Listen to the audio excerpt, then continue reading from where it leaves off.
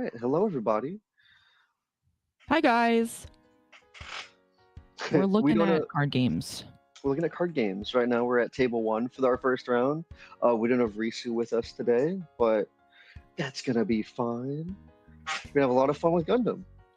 Lots of fun with Gundam, lots of fun with the two of us. So please feel free to type in the chat all of your questions, all of your comments about all of the things that you're going to see.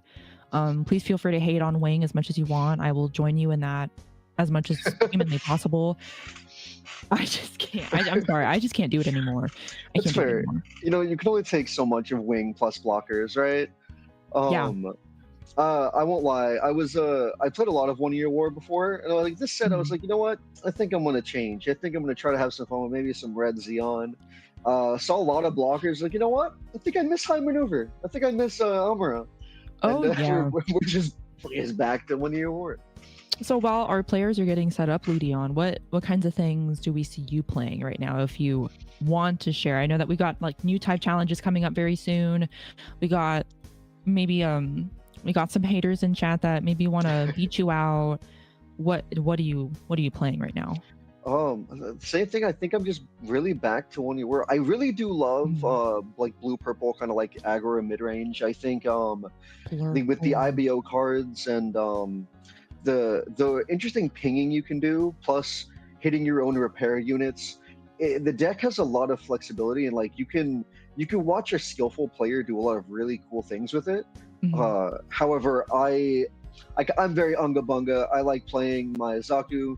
It swings for 3 damage for no reason, taking it in EX base, and then I just hope I see enough shards to win me the game. I love Yeah, one that's year war. fine. That's fine. And you get to recycle. Very nice with the Shards Gelgoog. It Yes, I know we've been seeing people like kind of drop it. I know more people are playing white base again for that mhm. just for more consistent, token generation. You don't have to play cards out of your hand for it. Right. But I still love that one of Gelug. You'll see it, right? You just Mhm. hold it. Your opponent plays a 6 base, and suddenly you have Gelug to take it out and swing for game. Oh Um, yeah. all right, we see first player just quickly doing a draw trash one. Trashing Akira always makes me I started playing this game as a blue-white player. That hurts me a little bit, so I can't Oh, imagine what's going on in there. it tells me we probably have maybe one or two other Kiras in our hand. Yeah, absolutely. All right, this is really good though. So we did set up the Zaku for some early aggression, but thankfully we saw our nice blocker to deal with it immediately. Yeah, it makes me as I started with playing blue-white blockers and I shifted over midway through the first set with red blue ping, with a lot more aggression than I was used to, being able to play more than one card my turn was amazing. So I was like, you know what, I'm going to Life stick with changing. this. I'm going to stick with this so I don't have to wait to play turn 2 if I player 1 play my Zawart, yay. Turn 3 play my Elfrith, great. Turn 3 do nothing, I guess. Turn Do 4 nothing. get my launcher strike, my whatever's going on, versus like, Hopefully a striker pack. yeah, and versus like 1 Year War, throwing down the Zakus, I throwing love it. down, yeah, It's and good for them. oh, but here we see just another. Did we pass? Did Oh no, we played the uh Zaku. We played Lifrith, and then I think we must have. we I can't must. imagine what's going on in that hand over That's there. interesting. That's a little spooky, especially when you are playing an aggressive red deck. Oh yeah, we're Um, just going with the Slowing down is swing. rough. I think imagine it doesn't take your EX space. You're fine just letting it go through. Hmm. Also, I really do like seeing the eternal EX space here from our red blue player. It's really neat seeing the little SD Gundams as our EX spaces.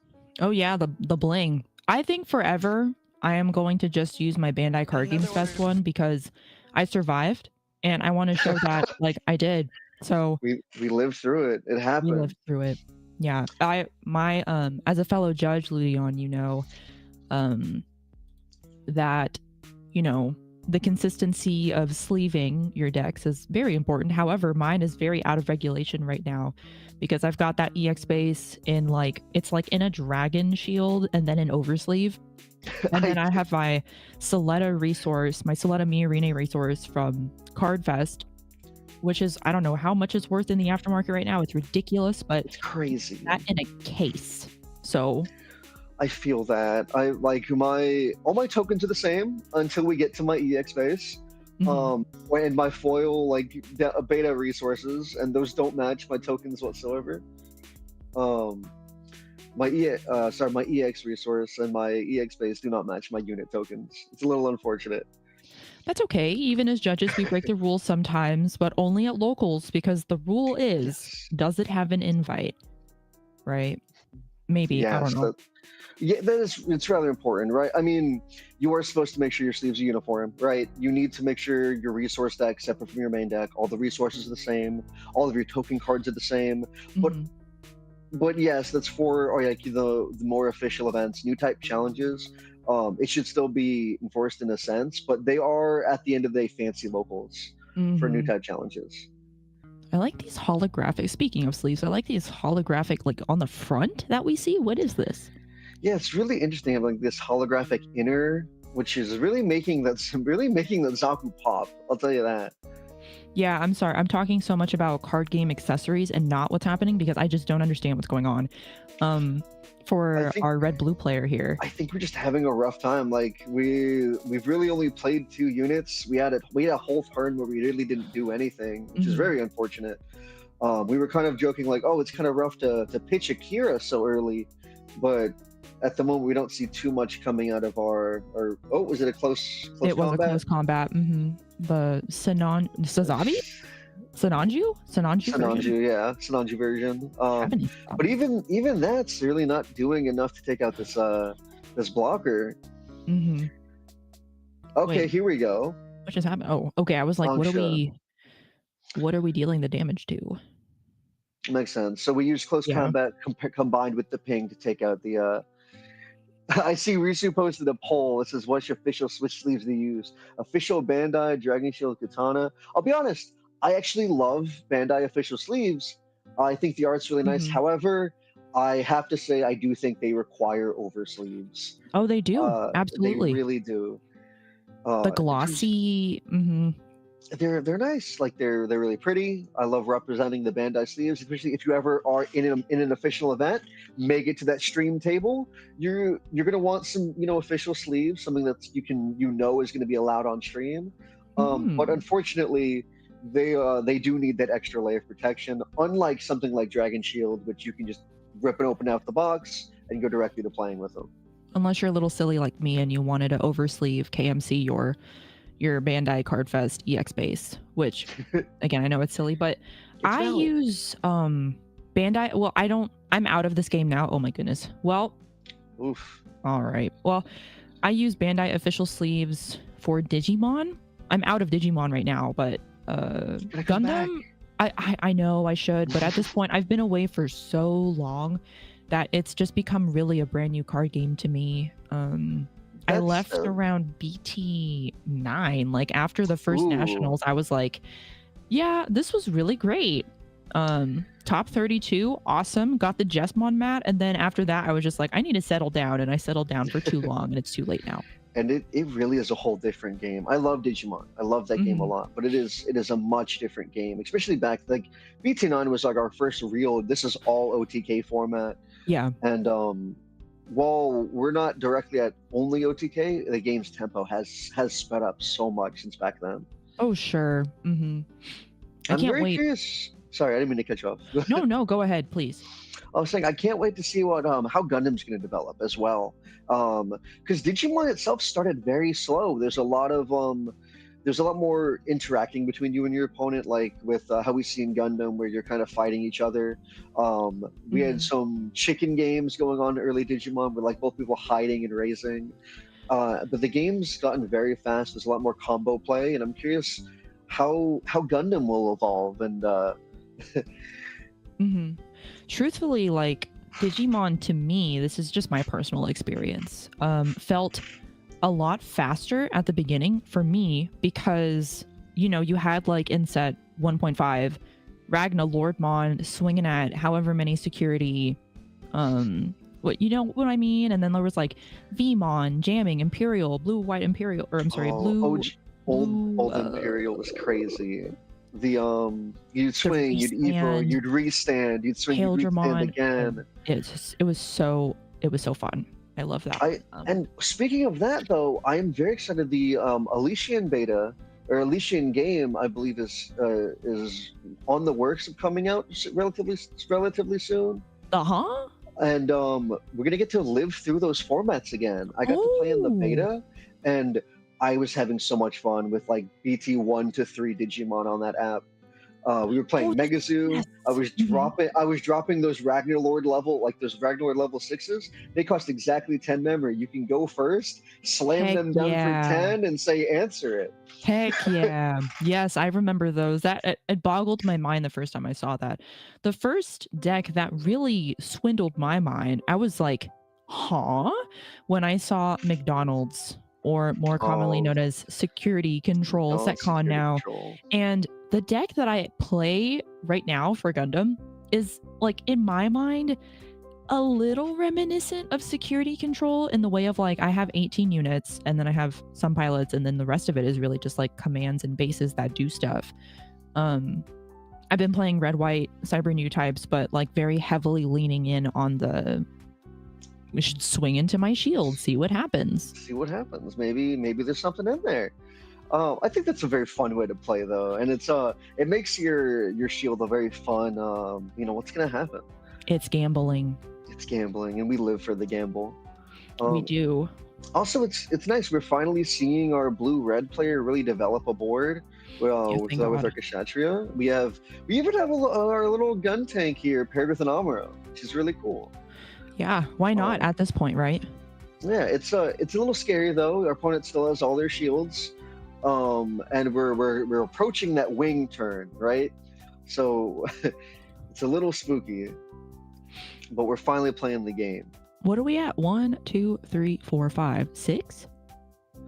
6? 1, 2, 3, 4, 5, 6, and we got their plus they have the wing player also has their EX resource as well, so we can get there a little faster. I haven't been watching wing players super closely. My girlfriend is a diehard wing player, but she has opinions on this. But have you recently seen wing players playing with or without Death Scythe with the extra little ramp? It's really interesting. I know, like last set, there's that 6. Oh God, Risu, I think you won that poll, but only because they took their base out themselves. What was it? Oh, so yeah, like earlier set 1, or even the beginning of this form, we were seeing Death Scythe. However, I was about to mention Shenlong has been a lot more prevalent. Oh yeah, and, like we have such an increased amount of blockers. We have also aggression, like aggro's coming back, and just Shenlong does so much into both of these. And plus our the new heavy arms also can pair with Wu-Fei. So we found a lot more use for Wu-Fei, and I think Shenlong really is seeing the light of day in this format, thanks to like Rick DS and just how popular the blockers are currently. Yeah, that makes total sense to me. Get rid of blockers instead of wanting to get up to your wing 0. Yes, because I think that one of the issues is, yes, Duo has that wonderful ability where it can have his AP reduced. The card isn't giving you that consistent value, while something like Shenlong and Wu-Fei can provide additional value like every turn, provided there's a blocker or a weaker, or if you have breach, you can just swing into units without taking damage, while Death Scythe's only going to have first strike for that one turn. I even say Jay in the chat saying he plays with Shenlong, so I don't use Scythe. Yeah, Scythe is still amazing in the mirror, I'll give you that. The first strike, fantastic in the mirror. You can take out your opponent's big unit without losing anything. But I feel like for overall general use, the Shenlong's doing a lot. We have Granddaddy come out, resting that Shenlong. So we're in such a behind position for this red-blue player. from the start, really. from the So start. it's a good thing that, I mean, they're keeping up with what they have. I honestly thought this would be over sooner. Yes, like you said, they've done a great job, like trying to stabilize and finally getting to play. Was very worried once they had that one pass turn. You never want to see that with a deck that plays a lot of lower to the ground units. Vanilla Kshatriya on board, just to put something on the board. Got something there. And again, we get that 6 HP base, but things are looking better. Ooh. I do love both of these players' playmats too. They are. I hope we see more official Bandai playmats that are available. That are definitely available. You mean the ones that we don't have to fight over? Exactly. Yeah. Exactly that. It did seem they've been doing a good job with the P Bandai stuff after the first wave of Wing. It was like, it was really a pain to get a hold of. Same with the first wave of IBO, but like them making multiple waves of those P Bandai stuff, I've been definitely appreciating. It looks like a lot of people were able to get into these or order those P Bandai stuff now. Yeah, I remember for Wing that they just kind of started randomly shadow dropping it, and I was like, all right, I'll buy it now. And it was actually thanks to the judges. Shout out to Gundam judges for saying that they shadow dropped it again. But for IBO, I remember being like, okay, I was at a local at that exact moment. So I was like, hey, opponent, you're chill. At 9 o'clock, I am going to go on Premium Bandai. We're going to pause this match. And he's like, no, that's okay. I'm going to do the same thing. And little did I know, the very next day, like a full 24 hours later, they still had IBO Premium Bandai stuff available. It was still available. I was so shocked. I had freaked out, and this is gonna be kind of funny. I had placed, because the site was, when IBO launched, P Bandai was having some struggles, so that website. Right. And I ended up ordering it, and then I ended up never getting a confirmation, and my order failed. It didn't go through, but it still counted towards my purchase limit. So I freaked out, made another account, and bought it just for it to not actually sell out. So I did all of that for no reason. And there was like a wave of people, I feel like, that I saw on Facebook that were like, I ordered it, yay! And then a couple like weeks later, they got an email saying, hey, you didn't actually order it. You gotta do it again. Do it again. And but thankfully, there a lot of them were still available for like a few days afterwards, which was really, really surprising. So Banshees now, do we have the full 12? 1, 2, 3, 4, 5, 6, 7, 8, 9, 10, 11, 12. Yeah, they were stacking their trash, so they were definitely keeping track of it. Beautiful, John. Oh. What is that? Get a shuffle? Are we just putting it to the top? We just put it at the very top. Can we shuffle it first before we attack? If not, I will definitely step in there. I'm gonna be staring at this. Surely they know. Oh, Reese just did it for us as I'm unmuting myself. Pogrisu. What a champ, that guy. Oh man, even from the side, those things are really shiny. I don't think it's a shuffle. Hold on. Yeah, choose 12 cards from your chest, return them to the owner's deck, and shuffle it. 100%. Definitely a shuffle.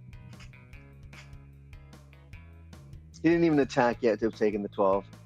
That's also valid. He did not swing yet. Jay, you got me there. He turned it sideways. There we go. I think at the beginning part. I see. But this is really good. If we might be seeing a real comeback. Just being able to develop. Our opponent may only have one card in hand. I think so. It's looking pretty thin. This could be a big upset. Look at that.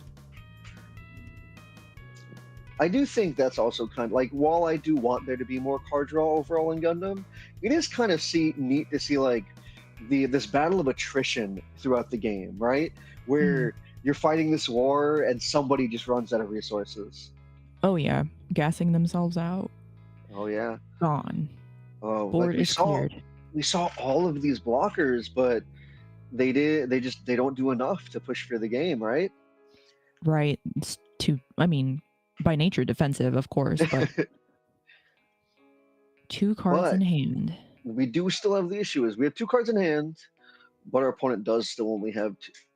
Oh, Oh, we just need the card draw. We're just hoping to find something to play. that is very desperate, though. That is very desperate. Okay. Okay, we're digging. You got to do what you got to do.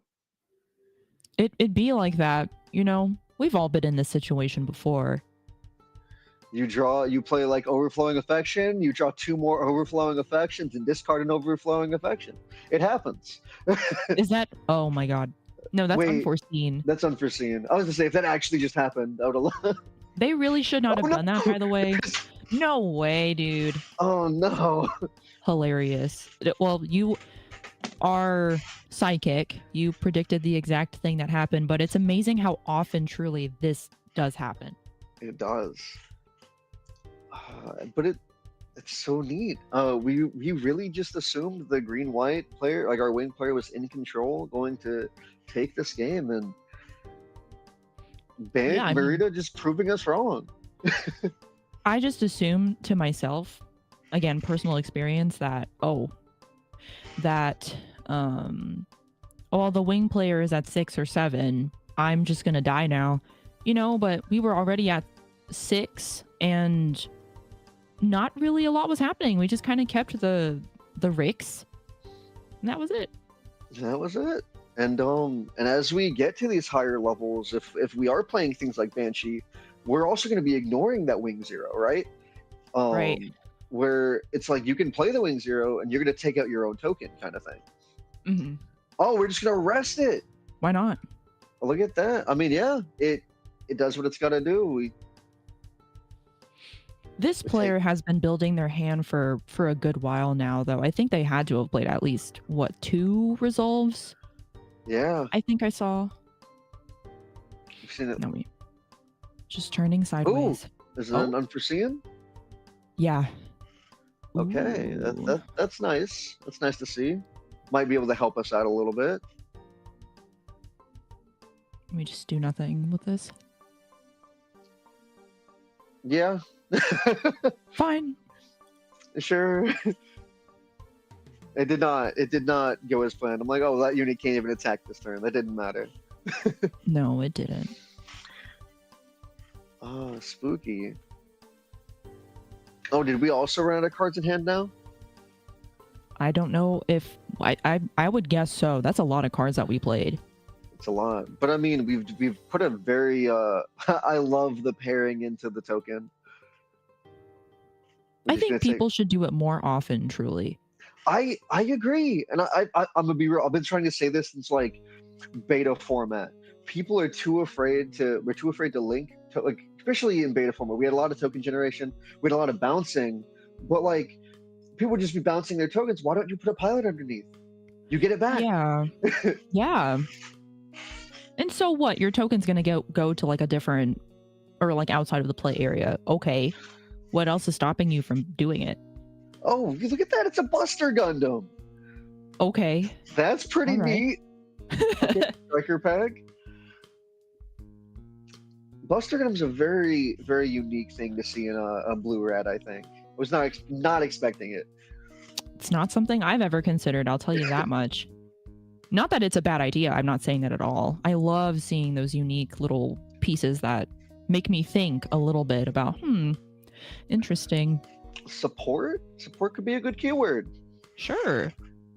Maybe for like, I don't know, the little, or I mean, like set 1 blue red. You know, I think that's really what the Vesalius was for. People were just, he's doing it again. He's doing it again.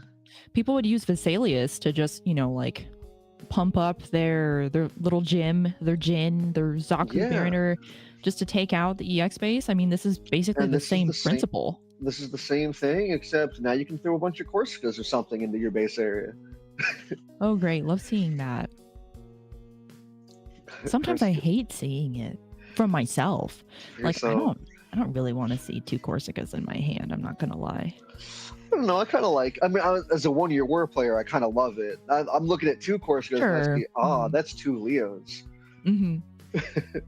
Makes sense. I've never played 1-year war, but it's mostly because like I just did not have access to the Xeon starter to get Char. That's very. That's something that is, I think, on the downside of Gundam is our starter decks. The starter deck issue seems pretty prevalent, especially with when you look at Amuro and Gundam, Right. where people are selling Granddaddy for the same price as the starter deck goes for retail. Mm-hmm. And that is gonna wrap up our table one. Real Wow. big upset there. We didn't expect it, but it was really cool to see our blue-red player, to take control at the end there and really stabilize. I'm a little biased. I'm slightly happy about this result, maybe more than I should be. You did say we should bully wing players, right? I think you put that energy out there. Well, let's see. I'm just gonna slide over. We can just slide over to table 2. Oh, table 2 just finished. Oh, I'm just sitting in here by myself. Let me see. Let's go to table 3. Sure. Table 3, we've got 2 huge boards. Look at that. 1, 2, 3, 4. We got 5. 1, 2, 3, 4. We got 5 units versus 6 units. I just got a thing. Let me see. Oh, there are things happening here. We walked into a war zone, chat. Who really needs a mat? Who needs a mat? So swinging. Is that first form there? That has to be, right? Well, that looks like first form with the is that Amuro underneath? There's that. Yeah. Mm-hmm. What is? Yeah. I really do love for first form. I think the card draw is underrated. Like yes, it sucks that it can die to a single ping, but at the same time, if it doesn't, that's a lot of cards. Yeah, absolutely. I think we're always going to be in favor of any kind of card draw. Like in Digimon, are we really worried about that? Practically never, right? We are so spoiled in Digimon for by card draw. We look at a card like what was that awful card from like set 1, like Boring Storm? It was like pay my god. Draw 2. It's like pay 1 draw 2 or something. Like that's awesome, right? Mm-hmm. And then you're like, no, this card's awful. We draw like 20 cards by playing the game. Ludion condones bullying. Of course, it's green-white. I'm voting that. Me too. Thank you, Risu. Talking about for that camera, SH, you talking about Opie? It is a little cut off at the bottom, but everything's still visible, thankfully.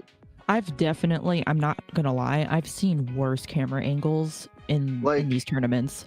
Yes, provided if the units were just a little more, that's perfect. That's much better. But as long as everything's visible, we're chilling. And the hand too. I see a lot of folks like, I mean, it's not that serious. It's not an invite thing, but it's really great to remember. Just keep your hand in the frame or put your hand down on the table and keep your hands in visible. I think that just gives me some peace of mind as a Digimon player who played in a lot of online regionals. Because that was the only option that I think we had. Actually, is our hand not? Nope, our hand was not on screen. Let me actually. Just a little reminder. Opa, if you could try to keep your hand more on screen, please. Oh, it's just that one card. Never mind. That makes sense now. Thank you. It wasn't on screen because he did not have a hand. That was that was the card we just drew. But still, just like general advice for everybody who maybe you've never played in a webcam tournament before, but if you are curious, that those are outlined in like the TRM for Gundam and like for any card game, I'm assuming that you would play. But I don't know who else does webcam regionals aside from Bandai games, because I like my 2 TCGs before Gundam were really just Yu-Gi-Oh! And Digimon. That was it. Sure. I really love the webcam, the webcam event thing. I think I do too. I know it gets a lot of flack, right? Because people have been caught cheating in multiple events, but again, people are being caught is a big thing. But it gives a lot of people the opportunity to play in these events and get to enjoy their game when otherwise they would not be able to, right? Right.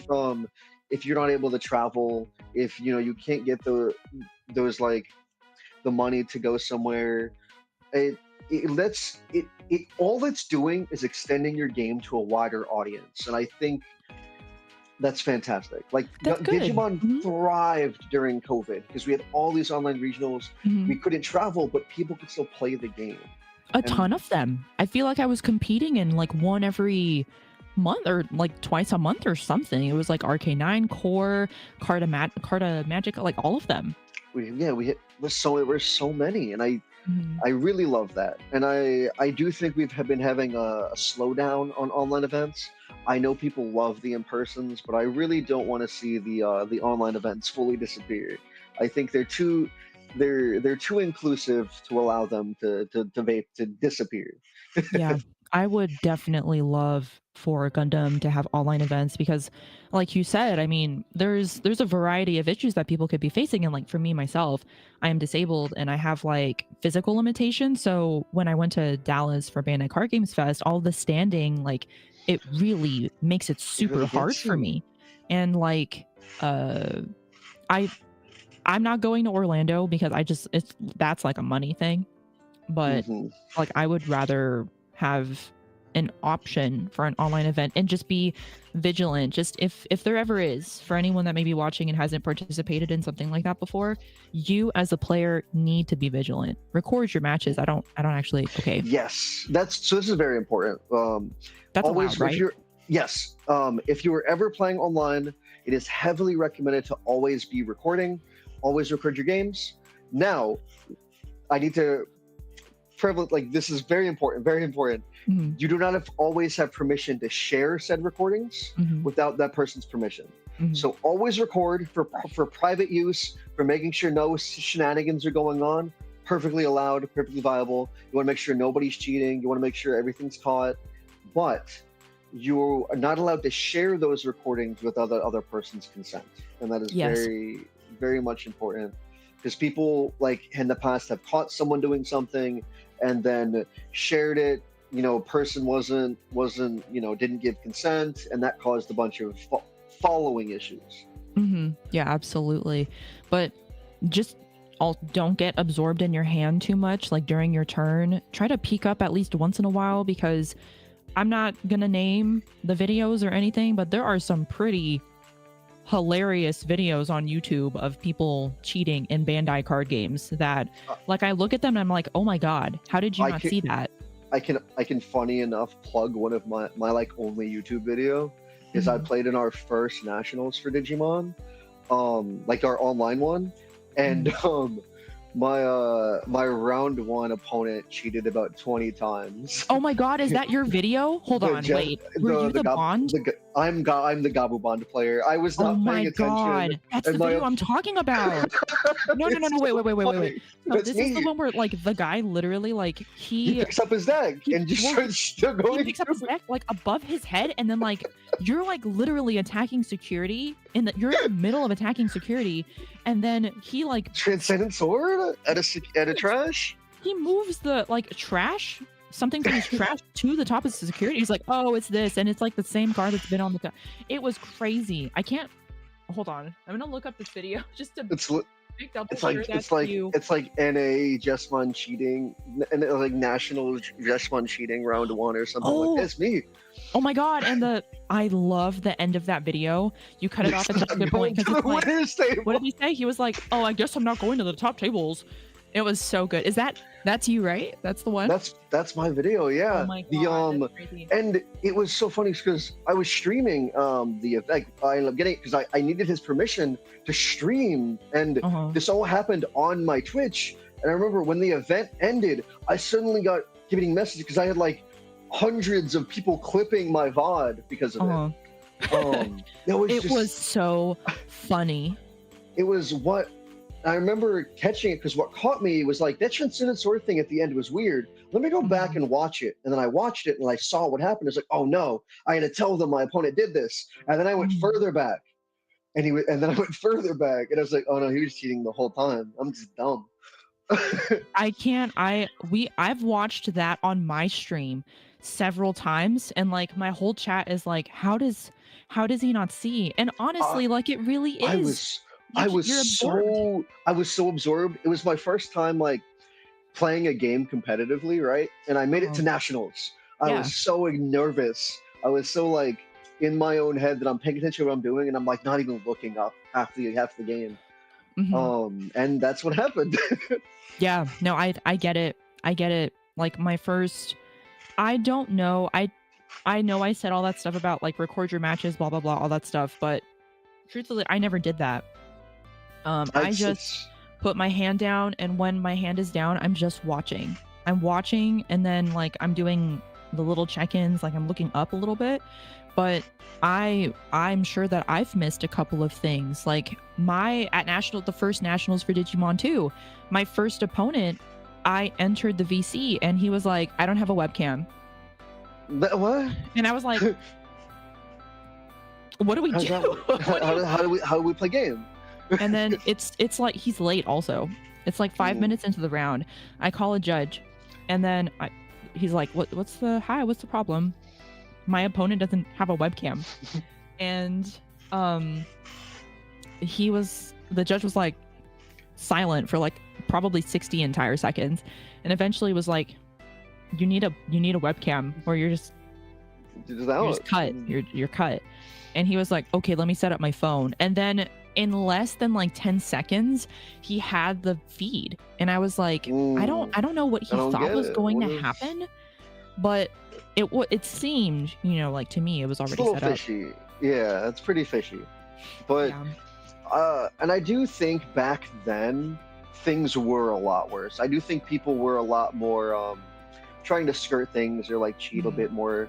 But in more recent times, I haven't seen nearly as much. It's been a lot. I think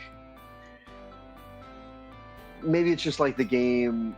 It was so new. We had a lot of people playing, but nowadays it's online events are fantastic. Like we're talking at all this, but definitely playing online events, people. It's not a slight against them. They're fantastic, and in both of these cases, the judges took care of everything appropriately, so nothing bad happened.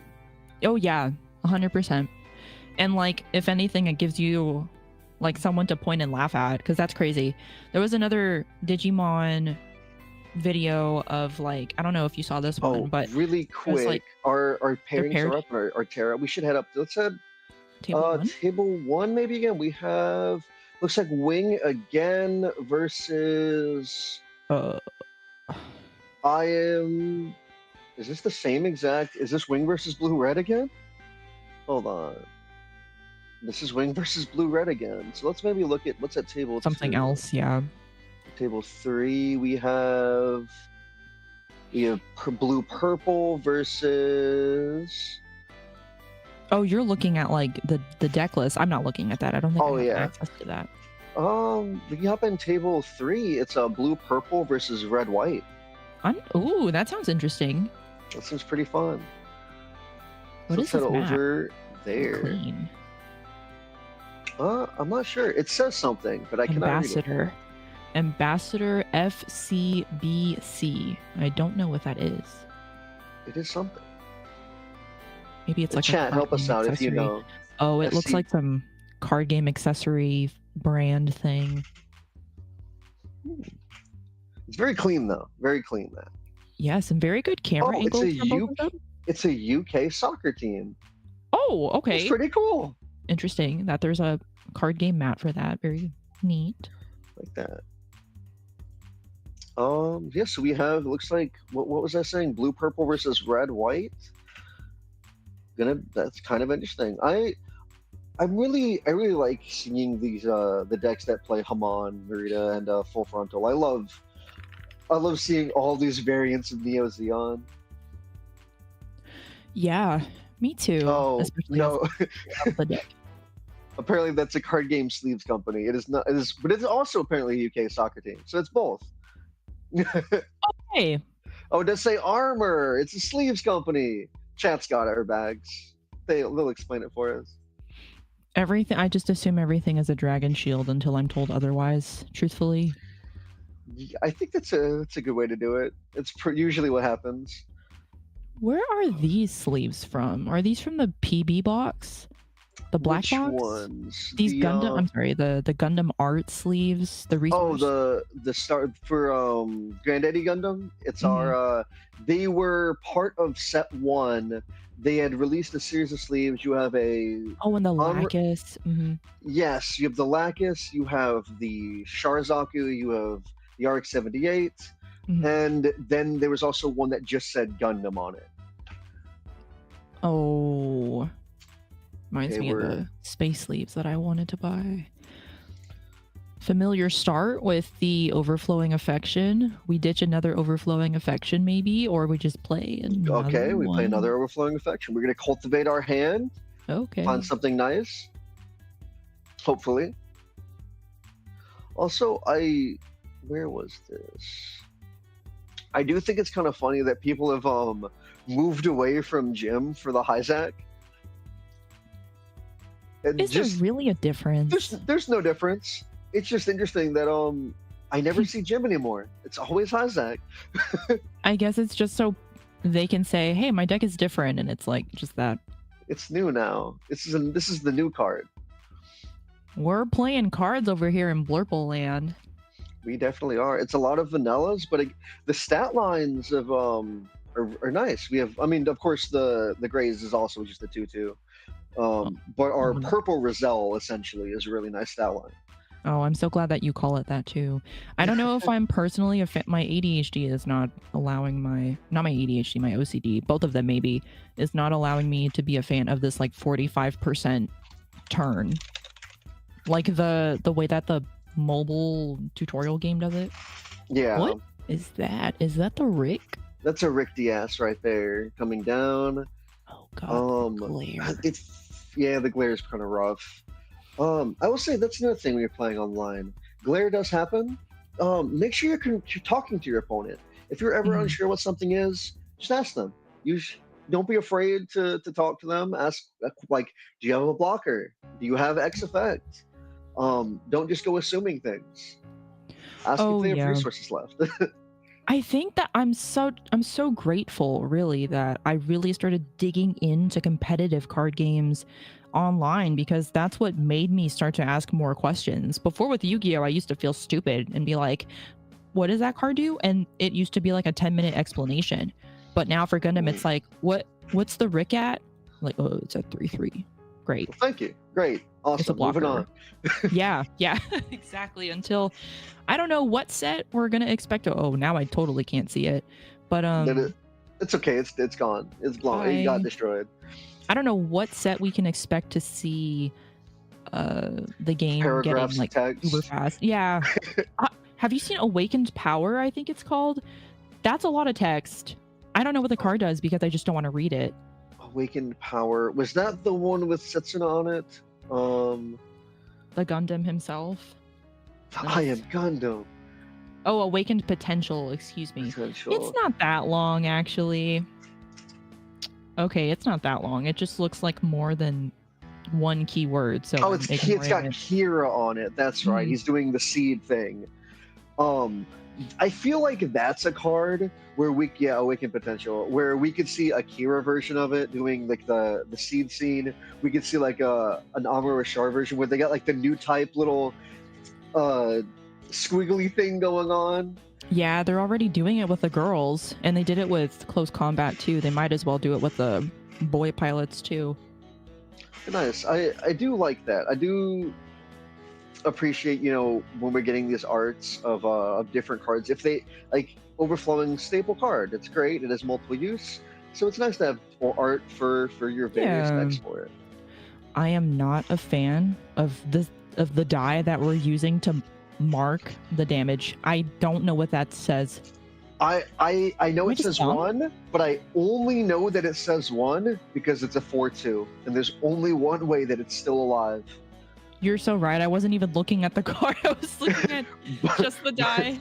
But the dice tells me nothing. That's like, I love those blue Gundam dice, but they are very rough online. They're not even visible.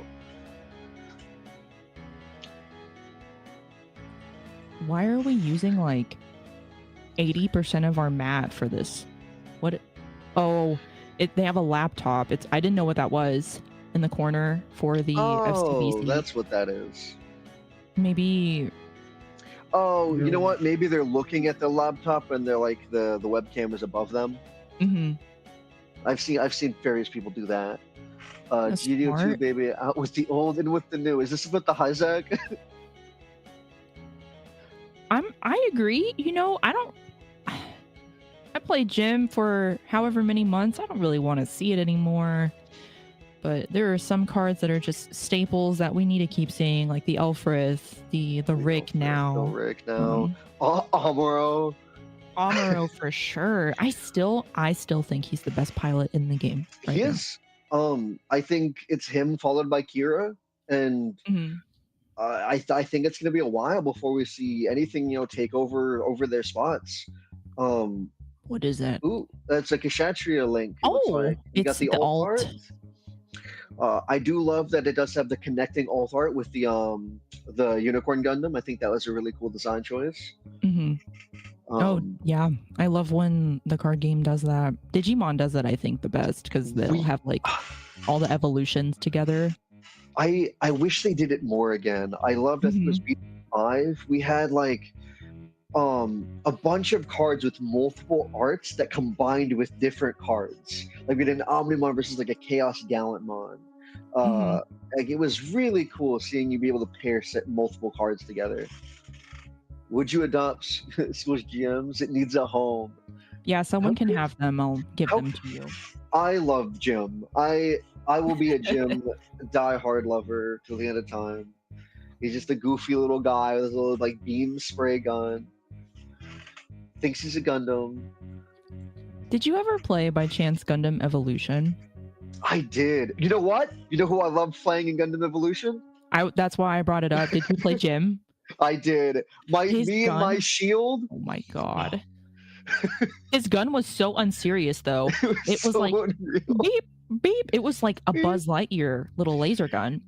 I wasn't there to kill you. I was there to hold up my little shield and make it feel like I was doing something. Speaking of Gundam Evolution, my favorite unit to play was the Gym Sniper and the Dynamis. I was like a really big sniper main. And speaking of, I really cannot wait to see Dynamis revealed in the ST, what is this, 7? I'm going to cry if he's like Zaku 1 sniper levels of he can support. No. He can do something. No, I need him to do something else. I hope so. I really don't want him to get stuck in like command pilot land. But I'm curious, right? Because Dynamis is going to be in a weird spot where are they going to make the link like lock on Stratos? Because you can't make it for you have to make it so that both pilots can link, right? Right. Because spoilers, things happen, and there are two pilots, there are two lock-ons, so we got to make sure that both lock-ons. Got a Quattro Bagina situation happening, sorta. Sort of. I mean, they basically pull a beer fest. I'll never get over the fact that they pulled a beer fest, and we're like, yes, it's just my twin brother. Is there a series in particular? Oh, we used close combat to kind of clear the board a little freely, super free, a little bit, but it's not super free anymore because now we have Papa Gundam and his brother Amuro, and now we're slightly beefed up. Even our little gun tank is growing up. Gun tanks are just he's getting bigger, getting stronger. And this is another one of those things I really love about the aggro decks. Like I was saying, blue purple and 1 Year War is a lot of people will get into these issues where look at our like life count. We still have what, 5 shields? Our opponent is the only shield we lost was the one we took with our base, right? And your opponent can't push damage because they're constantly dealing with your aggression, and it's so neat.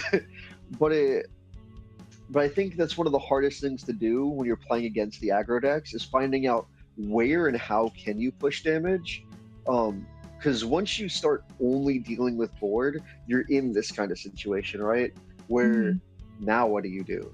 100%. To your point, I mean, like, as a if you have any kind of blockers in your deck and you've got maybe the lower level, like the Alfred, the Zor, the Rick, you're going to be ecstatic. You're going to say yippee out loud if you see one of those in your starting hand. And then like at some point, you're like turn 4, turn 5, turn 6, and you're stuck with those little guys trying to block little guys, and nothing, it's not working.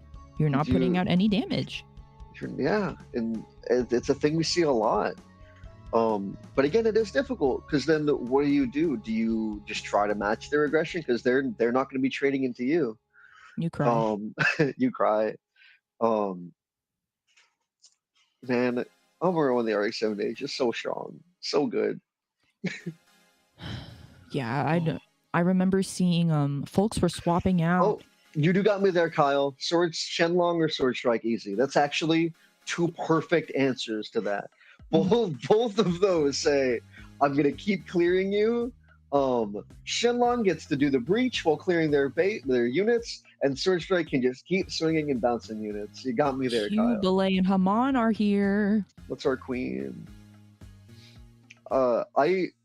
I love it so much that we have that the official, what is it, 30-something office worker Haman-sama, and I love that that's a real manga. It's so funny. I have not read it, but I've heard about it. I've seen it on Twitter. I need to just sit down and do it. It's a nice little slice of life. It's really enjoyable. It's got a bunch of, all the Gundam character. Like Haman goes to like the grocery store and Judo is the at the cash register, and she's like, "Oh no, I'm buying all of these candies. I don't want Judo to see me buying all this junk food."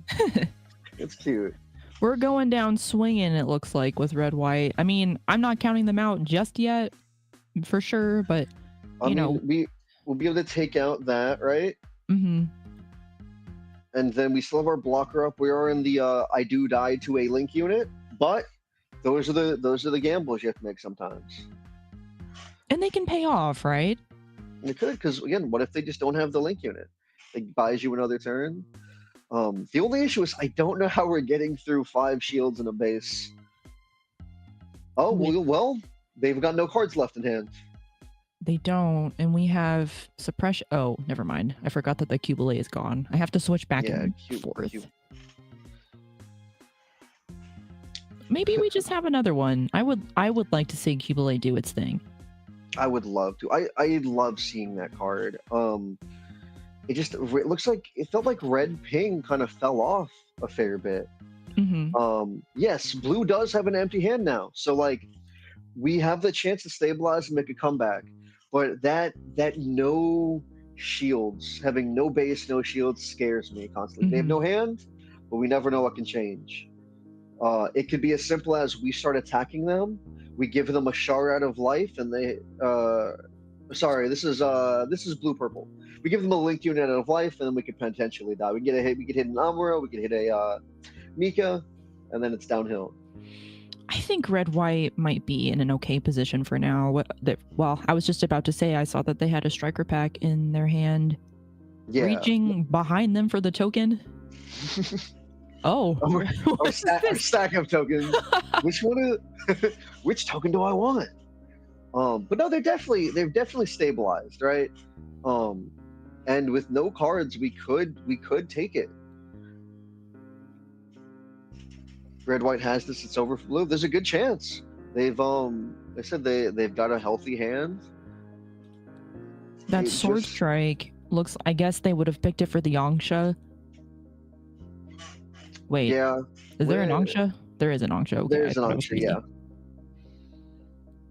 I couldn't see its little beady face because of the weird die that's sitting there. Yeah, red white just taking back control. I love this. I do too. Okay, we're just gonna play another Yangsha. Do a little ping and hope for the best. We only have 3, 4 in hand. Let's see if we can get a little peek at the hand a little bit. You might. I know that we've talked a little bit about like webcam do's and don'ts, but just when you make your little setup, if you don't have one already and you're interested in doing something like this, pay attention to what you look like when you're looking at your hand naturally. There are some folks that I've seen here and at like regionals and things where when they look at their hand, I just see it. I just see all of it. That I've seen that way too much. Where if I'm at an event, I'll like them up. Hey, just as a heads up, you're showing your hand a little bit. And then so many times I've gotten players who are like, sure. Like, no, don't do that. Yeah, like Kevin's webcam angle is definitely one that like that's kind of what I do because I naturally kind of lower my hand a little bit. Junie's is the one where I can take a pretty good peek at the cards because it's so above. it's so vertical. Yeah, very top down. But You man, want Junie's shiny in a tokens. really, really rough spot now. Yes, now it's just top deck, but what is even like what do you even talk to top deck at this point aside from like maybe show? Telling you a show of resolve would work, but we just hope our opponent hits a pilot and we find the matching link unit, right? Oh, well, A full frontal for the pings. very nice. Ooh. I think if we can answer these units consistently, there's going to be no hope for our opponent. What do we hit here? We hit Corsica. Corsica. That's another card to hand. Maybe that's beneficial to them. I mean, at this point, at this point, I'll take anything to my hand. Yeah. We draw for. Let's see what we get.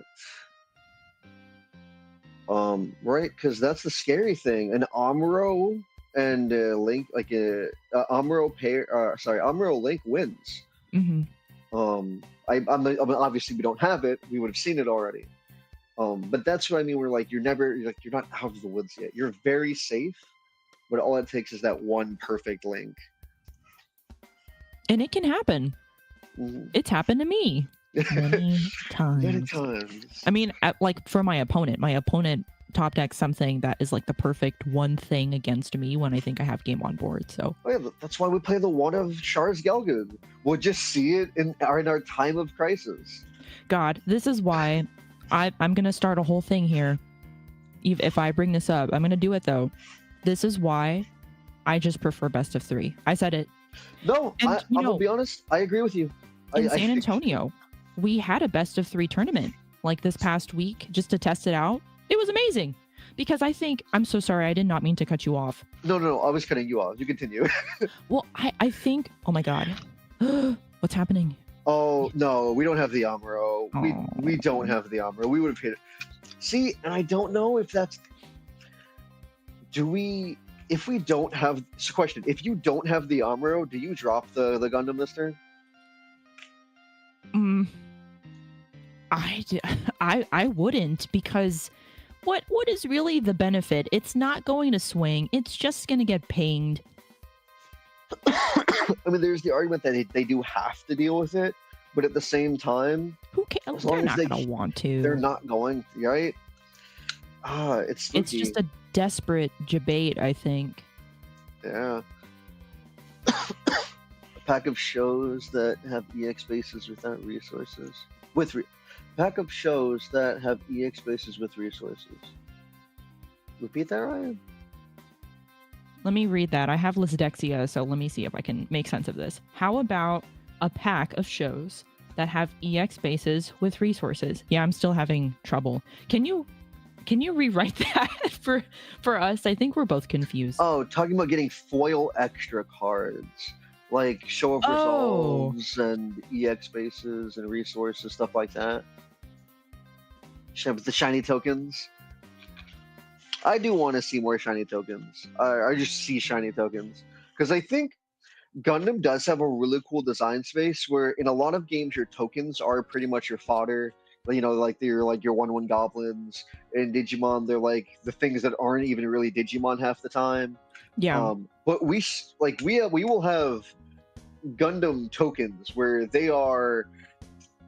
We just got a card that makes a Barbatos token. That is not a fodder. That is our boy. And then, you know what? I think the argument for not having shiny token cards is that we got the assemble kits. Man, you guys got Ludion going. Because we got we it's funny, we have the IBO assembled that got revealed and was able to be ordered, right?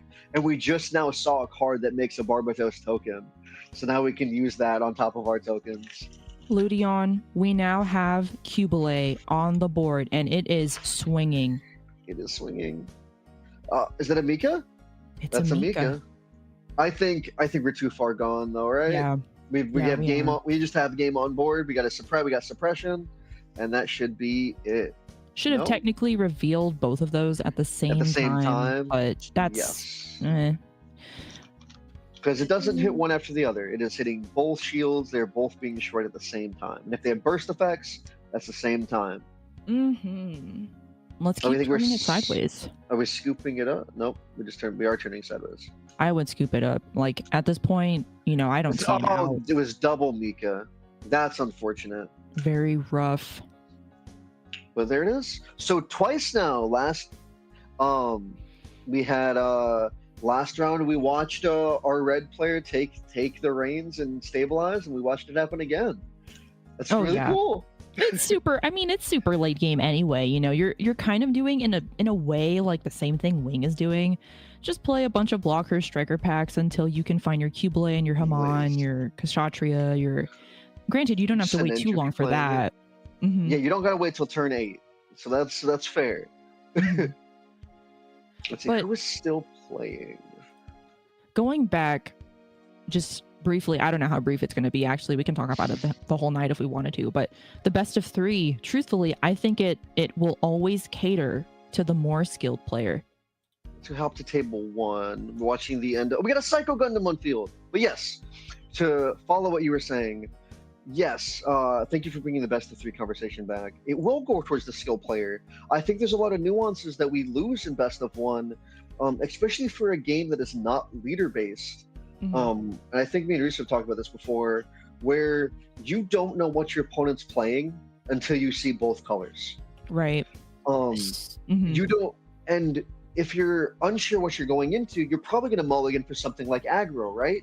Because that's the one that's going to be most dangerous if you have a rough hand. But then it's not. Then you find out it's Wing, and you don't need to go Burr right now. And that's something that you can, in a best of 3, you learn from, and you can make adjustments. Surprises are so much bigger in best of 1, where like the Buster Gundam we saw, right? Imagine losing the game because your opponent drops a Buster and the support ends up giving them enough power to break your base, and then you lose. That's it. You haven't learned anything. But in a best of 3, you can now learn from that and be prepared, for that line of play.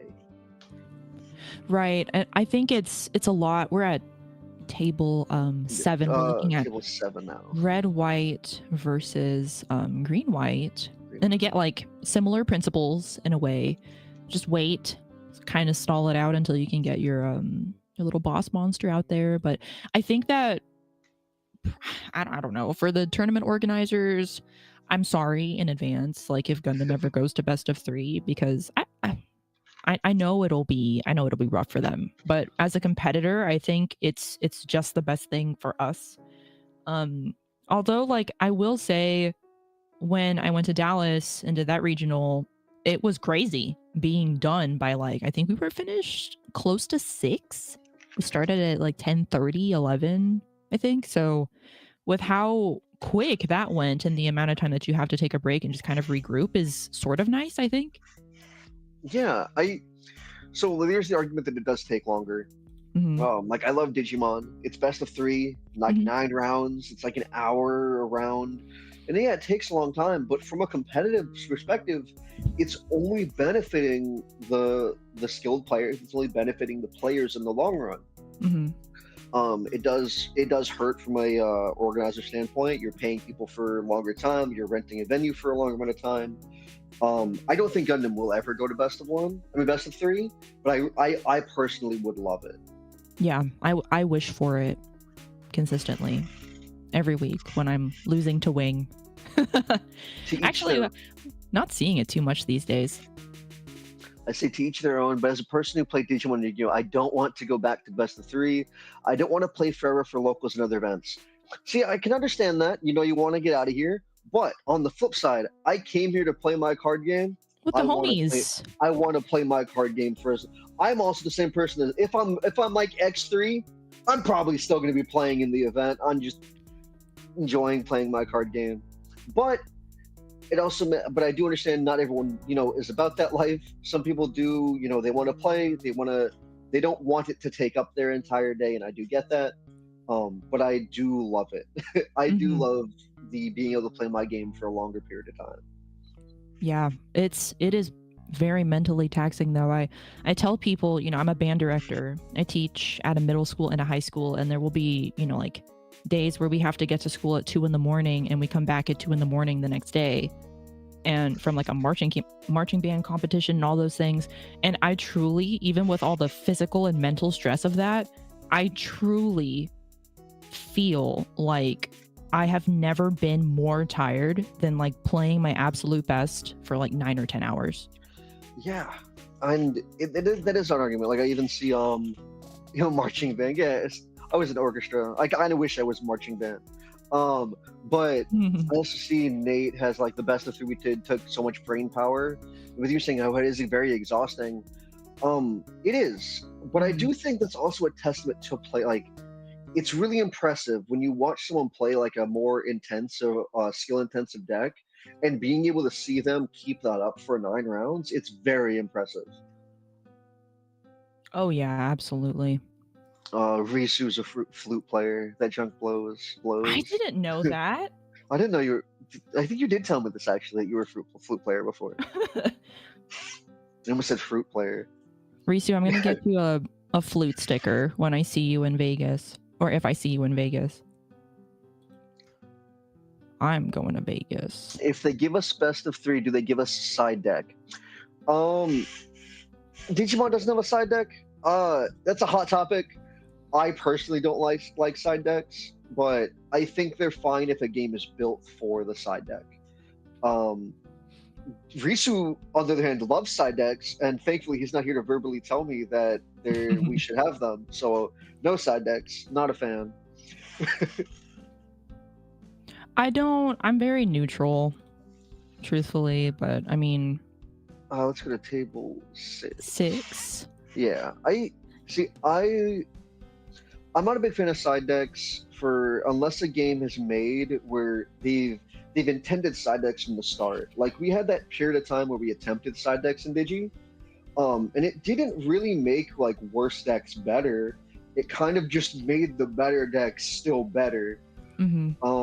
And especially with games like Digi, where there are a lot of floodgate cards for specific things, I'm not a fan of. I don't need to play this floodgate in my main deck. If I need it, I'll just side deck it. And I really like where you have to force a player to make that deck building decision of what they want to out in their main deck.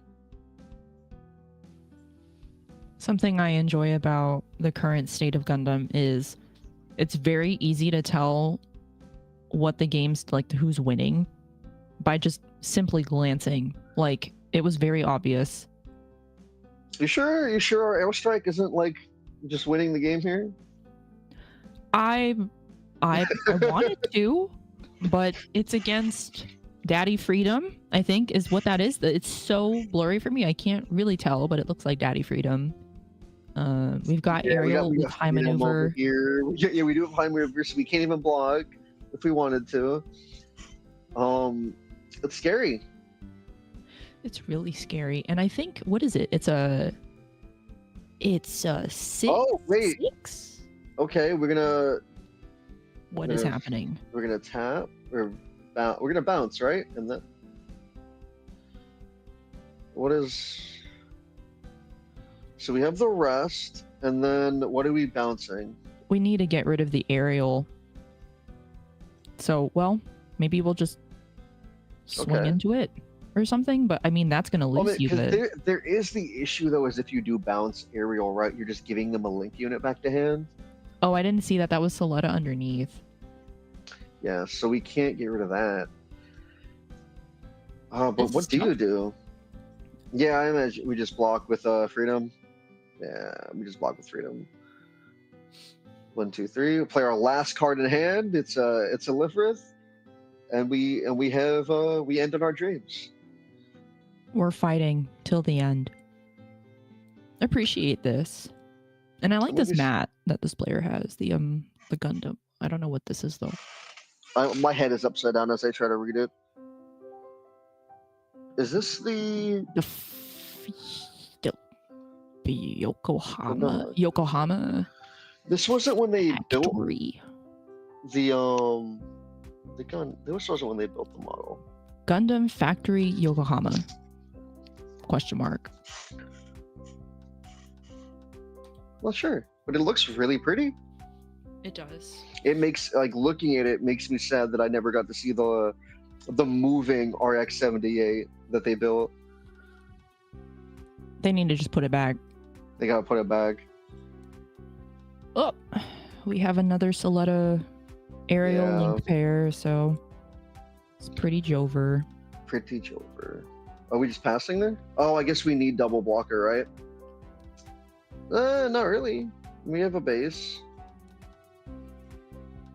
We do. I feel like I would have just full sent it. I'm not gonna lie.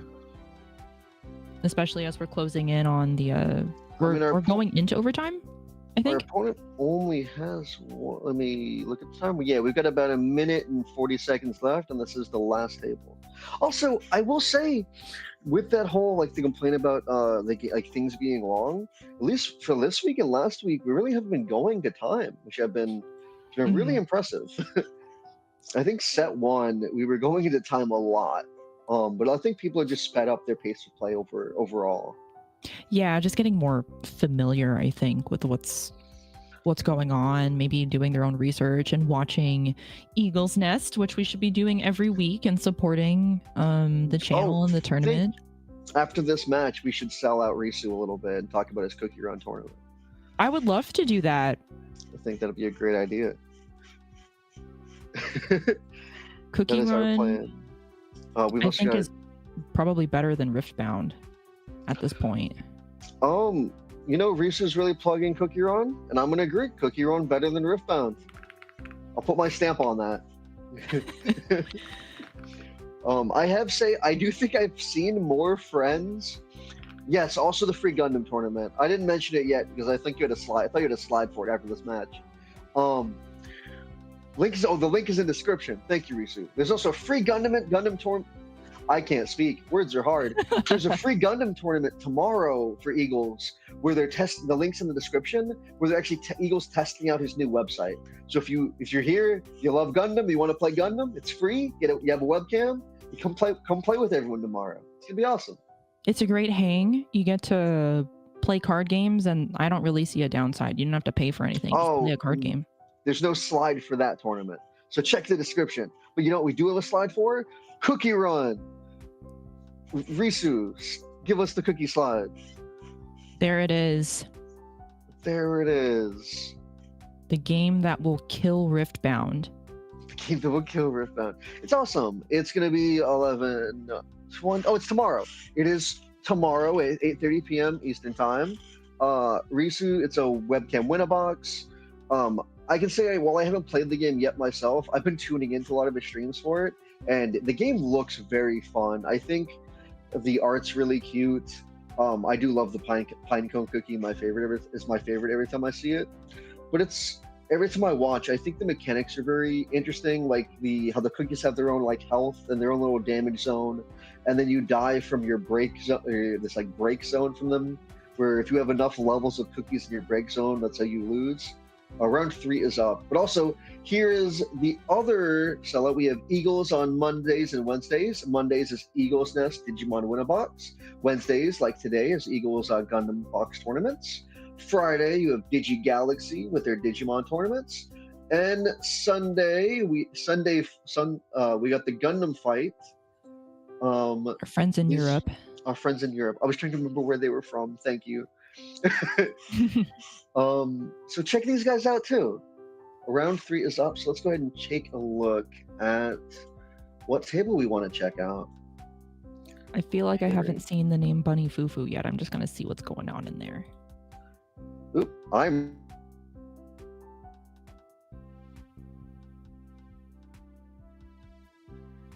I think we lost him. Ludion. I think Ludion just died. Well, Yeah. I'm gonna go to the table that you're at, Risu, until we get Ludion back. Let's see what's going on there. I'm back. Oh, yay! Welcome back. I clicked on Bunny Fufu when my internet died. It was a trap, I guess. It was a trap. That's It looks like it's blue purple versus white There's white sleeves. white blue. Very clean looking. Very white deck.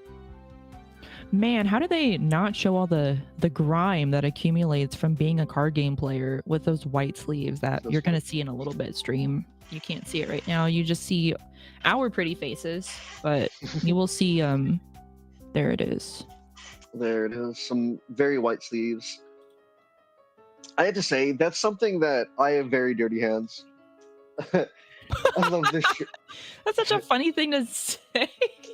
So when I'm playing with like white sleeves, sorry, I got distracted by the love the shirt Ludion as he goes ghost. But I tend to like Risu. I think me and Risu have talked about this before. Is like when I play with a deck, my deck does get fairly dirty, and I feel like I cannot use white sleeves. That will look disgusting by the time I'm done with it. And why I'm bringing it up is if you're ever playing in a major event, I always recommend getting fresh sleeves for the event. Especially when you get deck checked, you want to make sure they're clean. They don't have grime all over them. I asked about white sleeves last week. I remember. But I will admit though that like I don't know. I think my hands are maybe, but when I am playing with just my normal dragon shields, it's fine. But if I'm playing with my KMC oversleeves, oh my god, I don't know what goes on. So like there's dirt on there. Maybe it's a KMC thing because I use KMC overs for like all of my Bandai sleeves, and they get so gross. Just so gross. Okay, no, I'm right there with you. I can probably pull out my resource deck at some point when we cut back to our pretty faces and just show it's embarrassing, but like now that I know Ludion also deals with this issue and has admitted that he has dirty hands. They make me feel like I have dirty hands at least. No, me too. No, or like part of me is like maybe it's my opponent and it's like my resource deck. No one's touching my resource deck except for me. So oh well. I guess I also have dirty hands. But because of that, I was like re-sleeving before an event. Because I will say, also on the judge side of things, I have touched some very grody sleeves. And I don't want to do that to people, so I make sure mine are clean when I start an event. Thank you for your service, Ludion. If you I will recommend if you're ever working an event, gotta do deck checks, have some hand sanitizer on you. I will do that. I will do that when I go to Vegas. Thank you for the reminder. Perfect. I'll keep it on my carabiner. Yay! It's gonna be. We've got a linked first forum. Here come the card draw. This is the downside though of linked first form. If it swings, it will just die, correct? Yeah. Oh, we're going double Mika here. Mika on the purple Rizal? Oh, purple Rizal. I love that it's called it. Would you not save it? I mean, we don't know what their hand looks like, certainly, We but don't know. Maybe there's a third Mika in there. Oh, that would be insane. But also this isn't a terrible play though, right? Like it forces the unit out. We do still have this issue of we can't swing with Barb or he dies. But is that necessarily a problem? No, we're just big and scary just to be. He was just hanging out.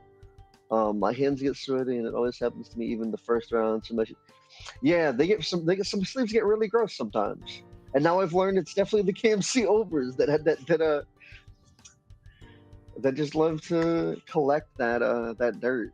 Yeah, it has to be, but like the dirt is in a weird place. It's in like corners and stuff, and I'm like, I'm not putting my thumbs up there. I don't know. I'm not sure. I don't know, but All it I'm sure happens. about is that our, I don't know what deck this is yet. The white blocker player. All I can say was I took a quick glance at each deck. I just know it is a very white deck. Okay, I think mono white is probably the only. There it is. That's the blue card I saw. That's specifically the white. I saw Amuro Gun, like, oh, it's white blue. And that was all I saw. It has to be just like Gundams, Amuros, and shows. Like, I could see that. Like, because what are the best blue cards?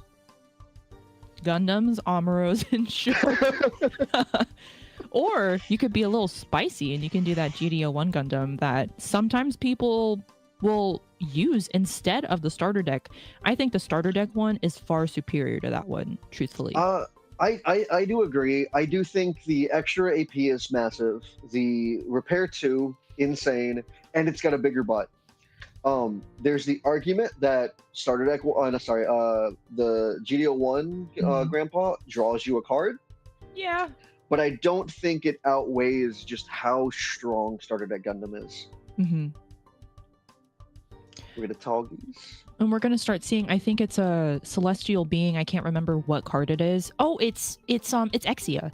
Exia and Setsuna are gonna start being able to do similar to what Gundam does, but for like a little bit more of a complicated cost. I think Exia is gonna need maybe like 7 celestial being cards in the trash to either give plus AP to, I think, itself or to every other like celestial being card that surrounds it.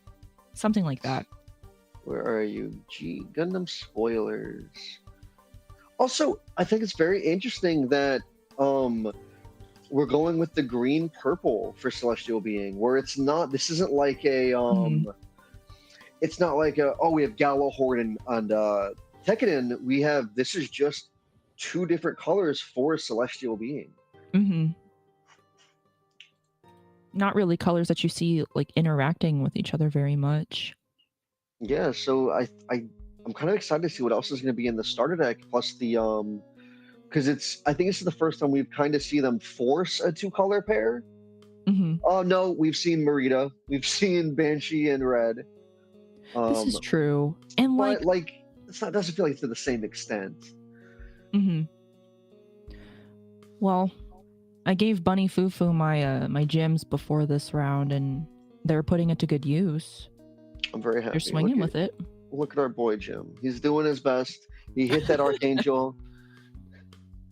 Where's everyone pre-ordering the starter deck from?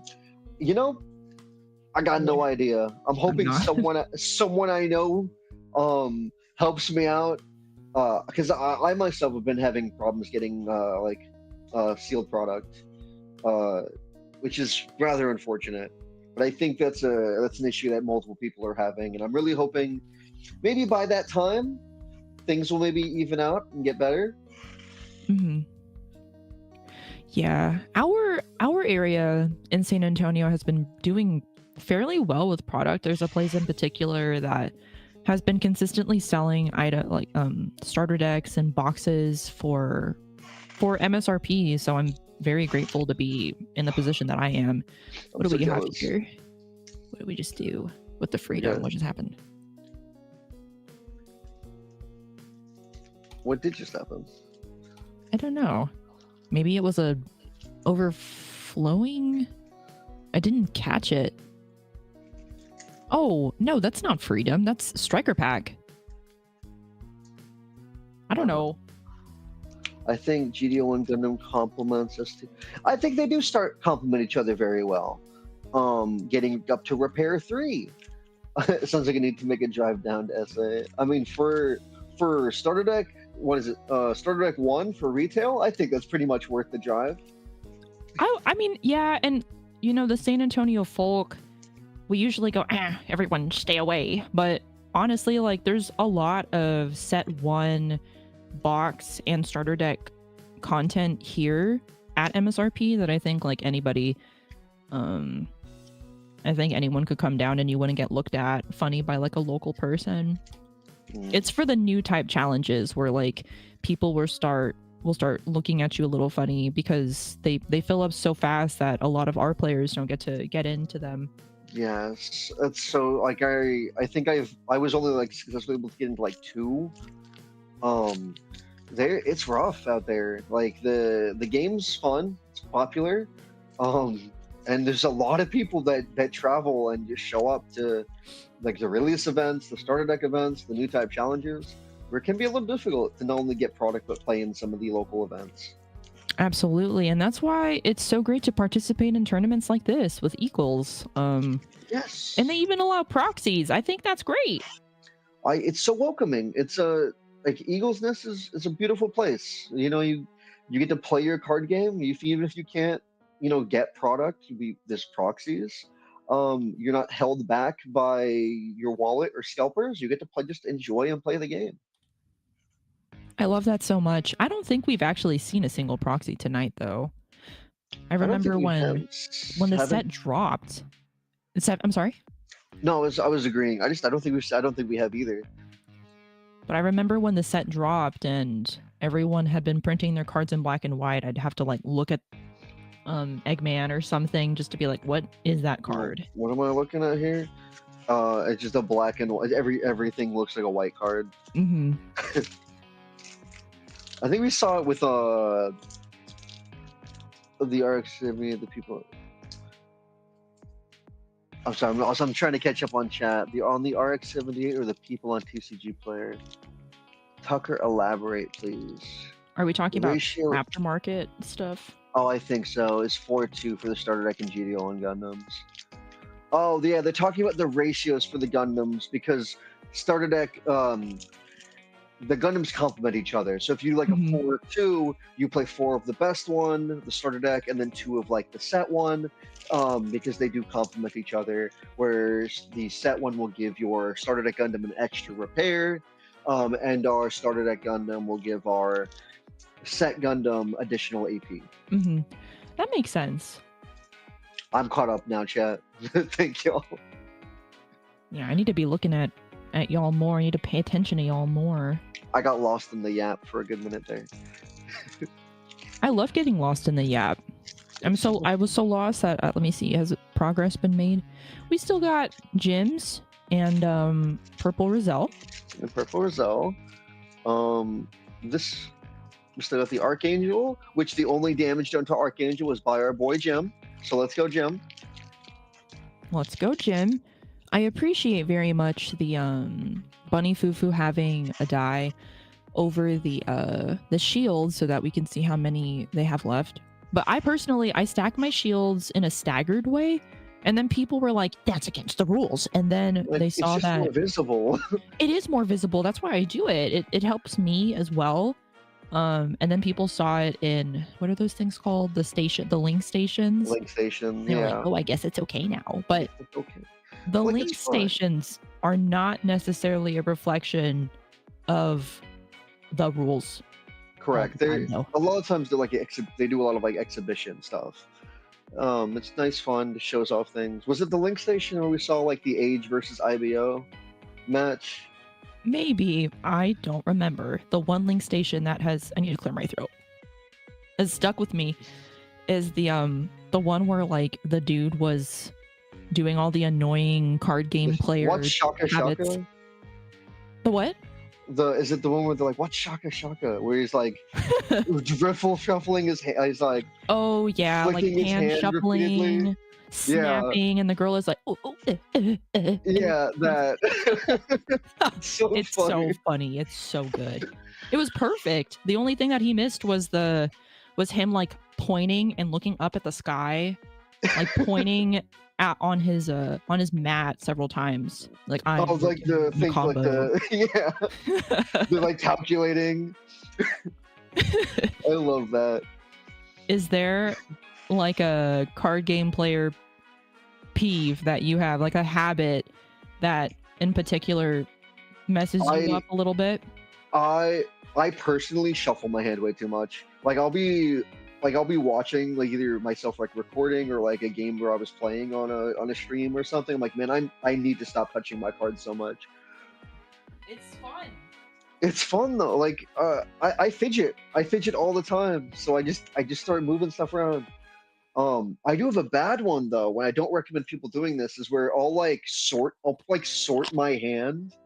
And I think that's a bad. Never don't do that. Like where if I know what plays I'm going to make, maybe I'll move things over, or like, oh, these things are level 2. I'll move this here. That's a bad habit. Don't do that. I just pulled out some cards to fidget with because we're talking about it. Well, yeah, I keep grabbing random stuff on my desk to touch and move. We're just high-strung card players. It's those little dopamine hits. They're important. They are. I don't know if the hand shuffling comes through on stream. I'm going to do it right now. Let's go. Did you I hear that? it. Oh no. Okay, I won't. I'll put it down. It's perfect. It's good ambiance. Also, look at our Blurple player here, really being aggressive and taking control of this board. I think with our white player only having the now 0 cards in hand, that did help. That did make a difference. But we are definitely in top deck mode. Gushin is hanging on by a thread. And so is that poor little baby gun tank. Look at him go. But our opponent only has 1 card. We have the aerial. One more. Oh, did we just pass? That's not a good sign. We're going sideways. Any chance for a Riftbound locals? Not that I'm aware of, Jerome. Now, I'm not Eagle. I can't say for certain, and I'm not Risu. Eggman's doing one. Thank you, Risu. There we go. Eggman's doing a Riftbound locals, or a Riftbound event. I know that Risu likes to plug Eggman a bunch. Eggman's fantastic. Yeah, no, he is for sure. It's not weekly, but it's an event. So Eggman does have a Riftbound event. So that's good. I don't know if we're gonna see it here.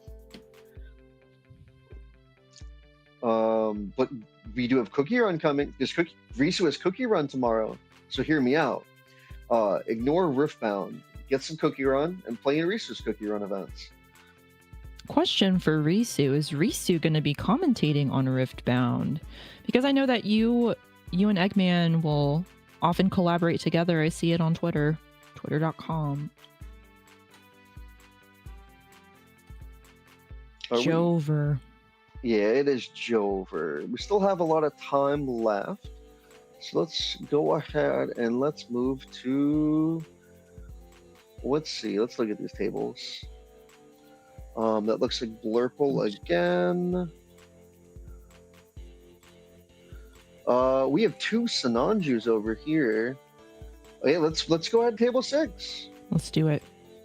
We got 2 Sananjus on the board against the Cubile, and both players have like multiple shields left. Oh, we just put a... Y'all can't see it yet, or I'm not sure if y'all can. Now we just put a the 6 HP red base live. What is that? What is it called? I thought that was Vasilia's for a minute there. Is it the asteroid mining? No, that's green.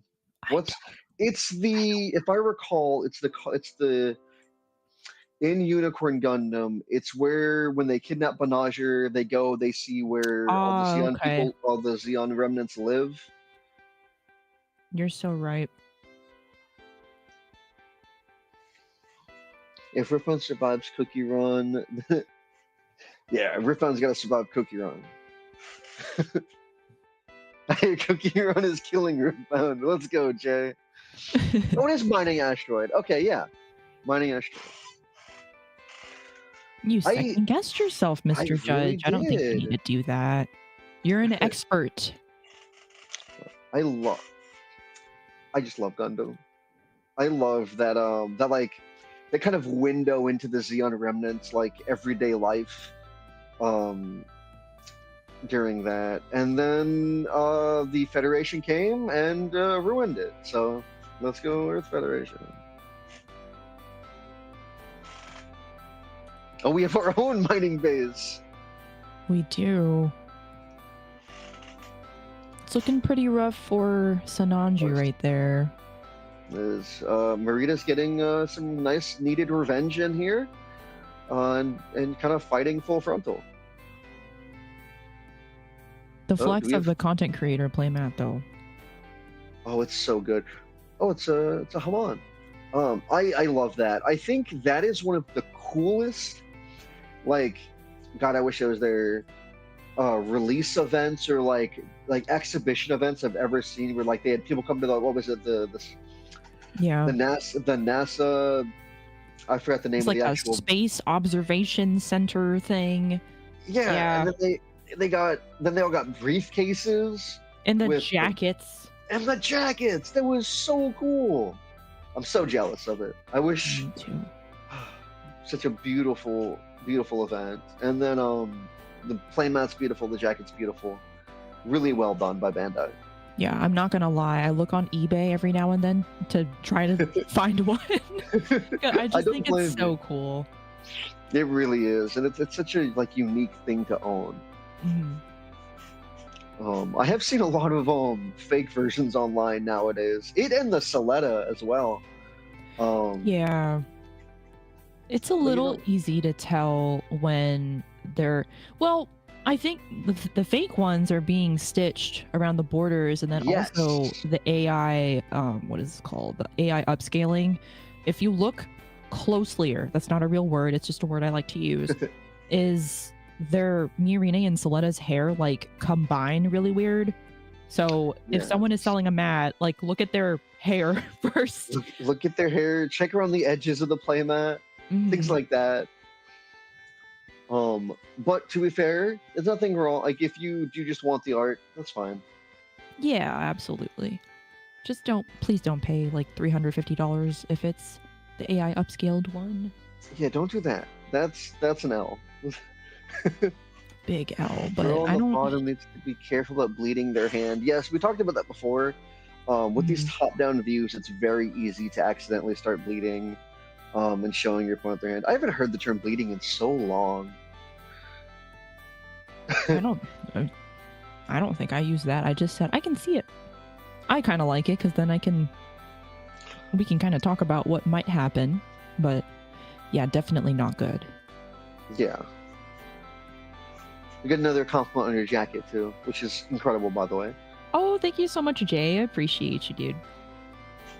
It was a premium Bandai. It's like it's their pajamas or something. It was a set. I need it. I want it in my life. I loved when they did that. What was it called? For Witcher Mercury, they did like all the cute pair stuff, like the rings. Oh and the yeah. For Soletta and what was that set called? It was like it was called The Kiss. Oh, it was called The Kiss. It was so neat and cute. It was very upfront, but like more upfront than Bandai probably will ever be ever again. But yeah, I wanted to cop that, but I did not. It's okay though. It's okay. As long as they keep releasing like premium Bandai like Gundam card game stuff, they will bait me into buying it pretty much every time. 100%. They have a firm between Gundam and Digimon. Premium Bandai has a firm grasp on my wallet.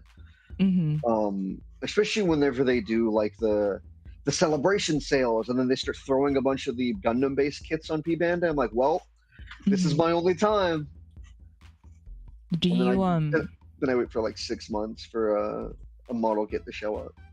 Do you invest in like all of the Digimon stuff too, even if it's just reprints, like the Omnimon binder and stuff?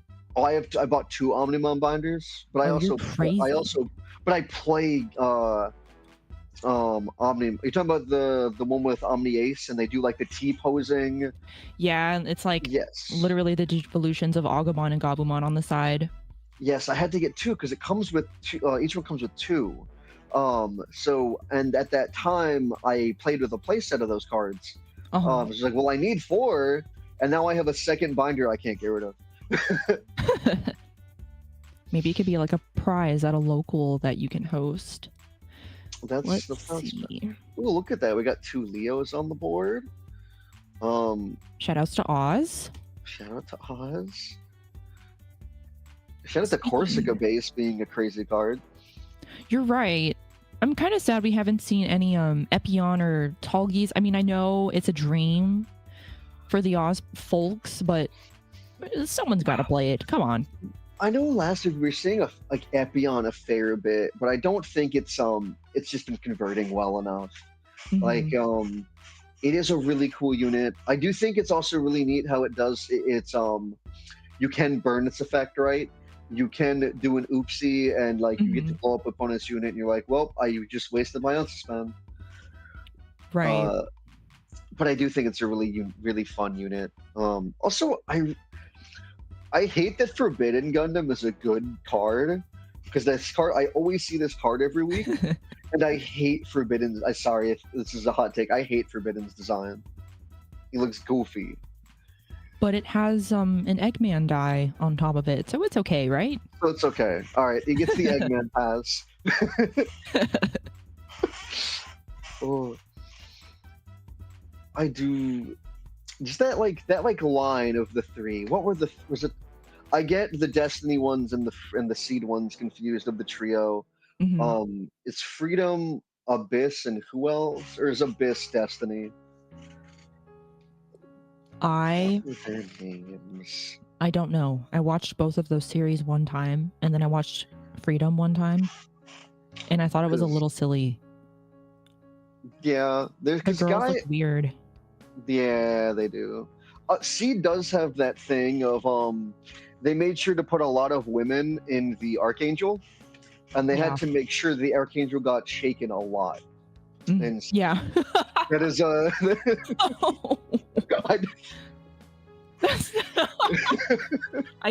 I'm looking, like, the GIF is in my mind right now. I can see, yeah, I can see. and I just need to get it. I feel like the brother in Freedom who looked into the mind and is like, oh, stop.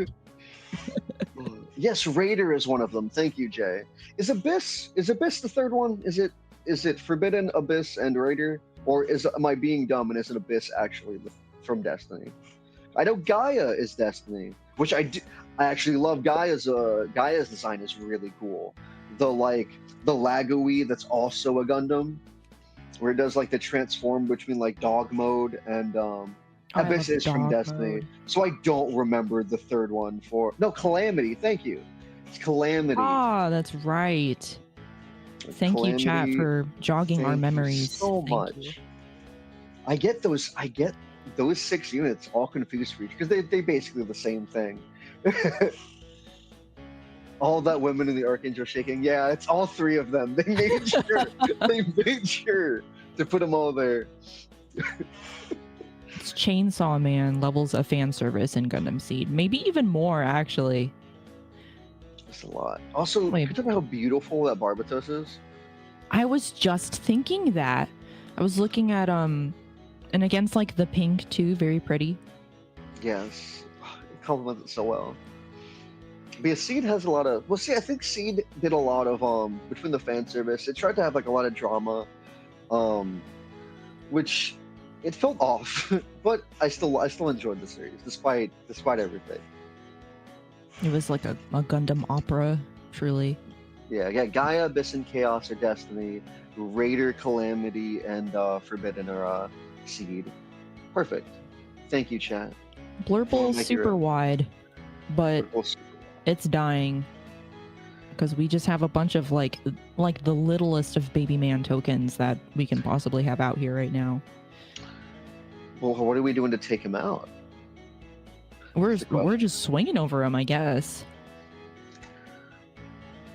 Oh, Grandpa? we have to play Grandpa. Do we have the Amuro? Perhaps. That's a one resource. It tells me yes, it is. Because this is another one of those units, right? One of those times I was talking about, right, where we have to deal with our opponent's board. Our opponent still has quite a bit of life. Yeah, you rest that. That's the thing. These little gun tanks, yeah, they're 1/1. Were these the Leos? Were this? That's a good question. Are these just They have to be. additional? Are these just additional Leos? I think I missed something there. I think these are just additional Leos. They But were there when we got here, so I think but that makes sense. unless there was a white base way earlier. But regardless, these 1/1s are still taking out life, right? The 1/1 to shield is the same as a 5/5 to shield. Sure. Mm-hmm. And they're gonna clean it up. Little guys for the win. Let's see, how many tables we got left? This was the final table. Since we're talking about, there's still 5. Whoops. There's still 5 minutes left. Preach, Ludion, Short King. Yeah, Risu gets it. Our little guys, we gotta stick together. That is so funny. I've never felt tall before I was near both Risu and Primitive at the same time. Thank you, both of you. I guess we could potentially have a short break here. Yeah, that sounds good to me. Then I can do my. I definitely want to go grab something to drink. I will sit here. I will just sit. 3, Keep 2, doing this. 1.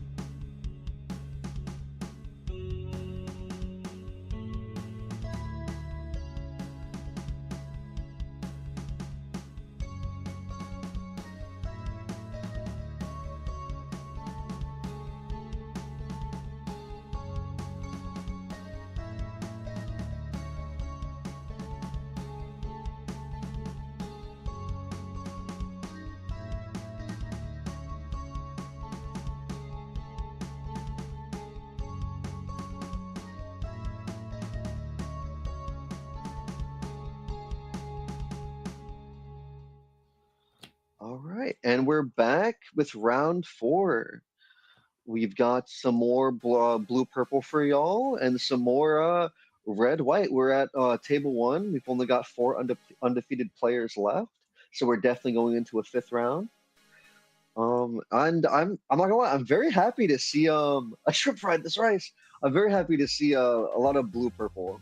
I love that deck. I'm very happy to see lots of red white. It's just like really set 1.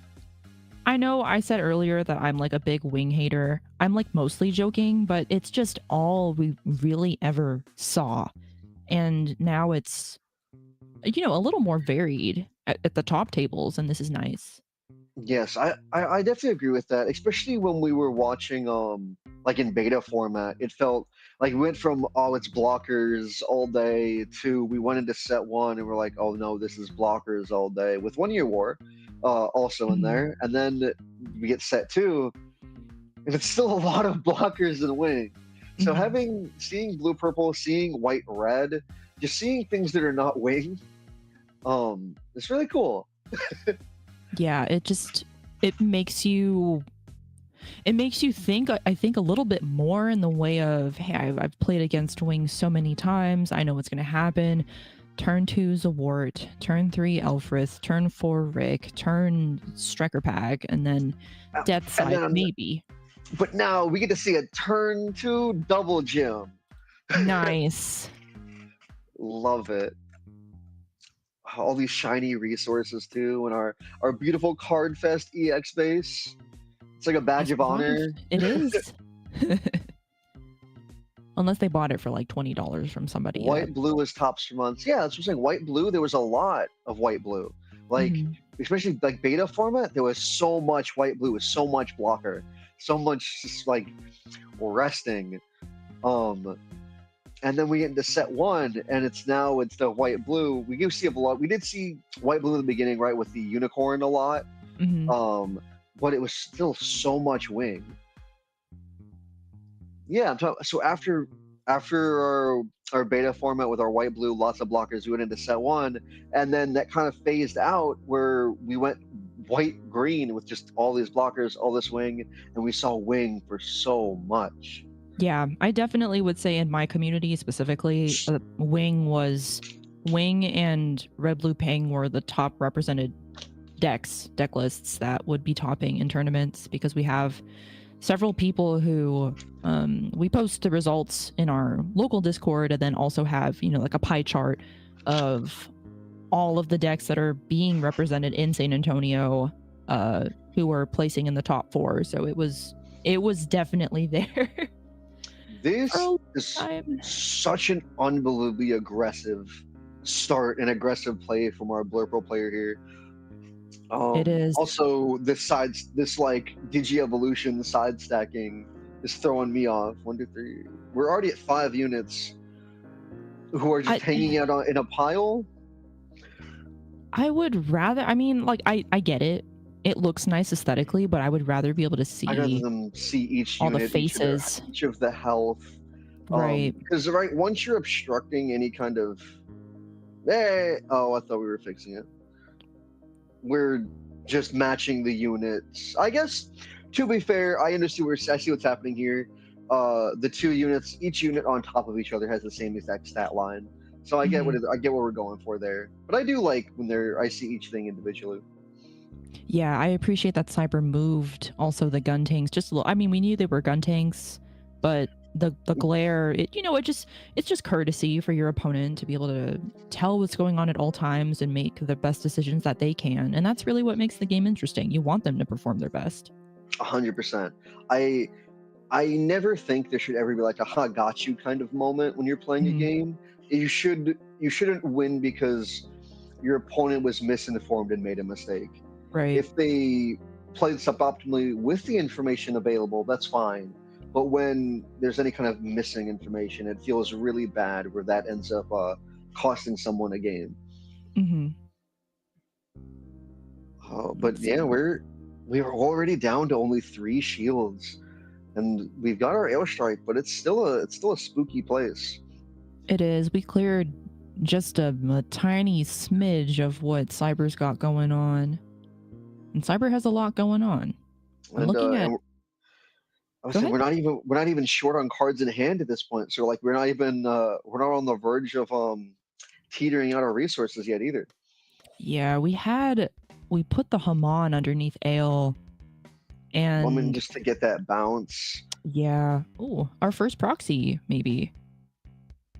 Yeah, it does say proxy. Look at that. We were just talking about them. Again, proxy is welcome. Join Eagle's Nest.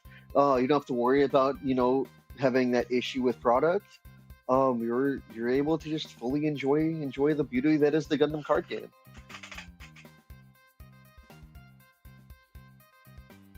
It just never dominated. Well, I think communities are all different, really. Communities. Yeah, I didn't mean to cut you off. Continue.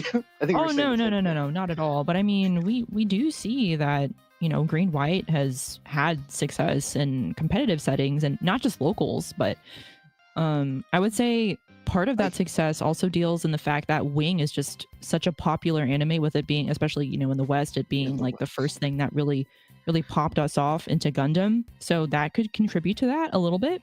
I do think that's a big part of it. I think Wing is just massive here in the West. A lot of people did flock to it. It was a lot of people's first Gundam. But it was just, with that, it was played a lot. And it was doing really well in those events. I think our LA regional had Wing on stream for half of the event. Mm-hmm. And Wing ended up winning the event as well. So I do think Wing did have a lot of prevalence. Both in a lot of communities. That Wing deck that you were just talking about was interesting. I think it had ramp in it too, like a bird mode. It did, which we started seeing phased out. I think. Yes, I thought that was really neat because back then people were phasing out wing bird mode, mm-hmm. and then here he comes. He goes completely undefeated. I think the only game he dropped the whole event was to Eggman in the exhibition game. But I think people overlooked that while the ramp was being less useful, it being another Link card, a Link pilot, or mm-hmm. sorry, Link linkable, right? Mm-hmm. With Hero was huge. Mm-hmm. Because your Hero can now link to your 4 wings, your wing zeros, and your bird modes, and now also heavy arms. Right. That's a lot of linkable units for Hero. And it makes so much sense to me just to put it in there for that purpose, because the starter deck Wing, it doesn't really need to be linked. It just is threatening on its own. Yeah, and then it just gets scarier. Oh God, yeah. I don't really want to see Wing anymore. I know that we just it's been successful, but. Yeah, I'd rather play against other stuff. I'd like to see some Psycho Gundam to play against. Just something different. Eggman made me love that deck. After watching him playing that on the Eagle event where he healed 5 damage in one turn, I was like, this is cool. This is it was the first time I saw one of the mobile armors feel like a mobile armor in the card game. Right. Also, I really like people seeing the Nail Argama actually come down and do something. Just having that extra surprise, I'm gonna rest your blocker, goes crazy. It does. Is that what is this? Is it all close combat and bases? Oh. That was very quick. Well, that gives us time to run over to table 2 and find out who our second undefeated will be after this round. Let's do it. Another card that I've been seeing in a couple of blue, I actually put this in my deck as well, is Intercept Orders with Noah on it, with Bright on it, and it has done some good things. It's one of those cards that you don't really expect it. It's to the point where people see it and they're like, wait, what is that? I know it's from set 1, but what does it do again? What does it do? It's one of those cards where it might not do something every time, but when it does its thing, it's doing its thing, and it does it well. Let's see if First Form gets to do its thing. Is that a Death Scythe?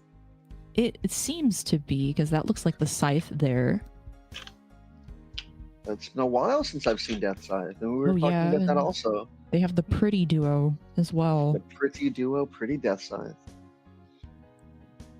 I think Hero needs to have a pretty card. I'm going to be so honest with you. The Hero... You don't like the Sasuke art? The badly drawn Sasuke Hero? I did something silly on stream and I drew it with my eyes closed and it looks almost the same. It just needs to be it needs to be different. I'm sorry if anyone I likes agree that. with you. I love almost all. I love arguably all but like two arts in the Gundam card game. Mhm. It is that hero who every time I see it, I can only think of badly drawn Sasuke. If anyone knows what I'm talking about, Mhm. and pregnant Char. Those are the only two cards that I'm just not fans of.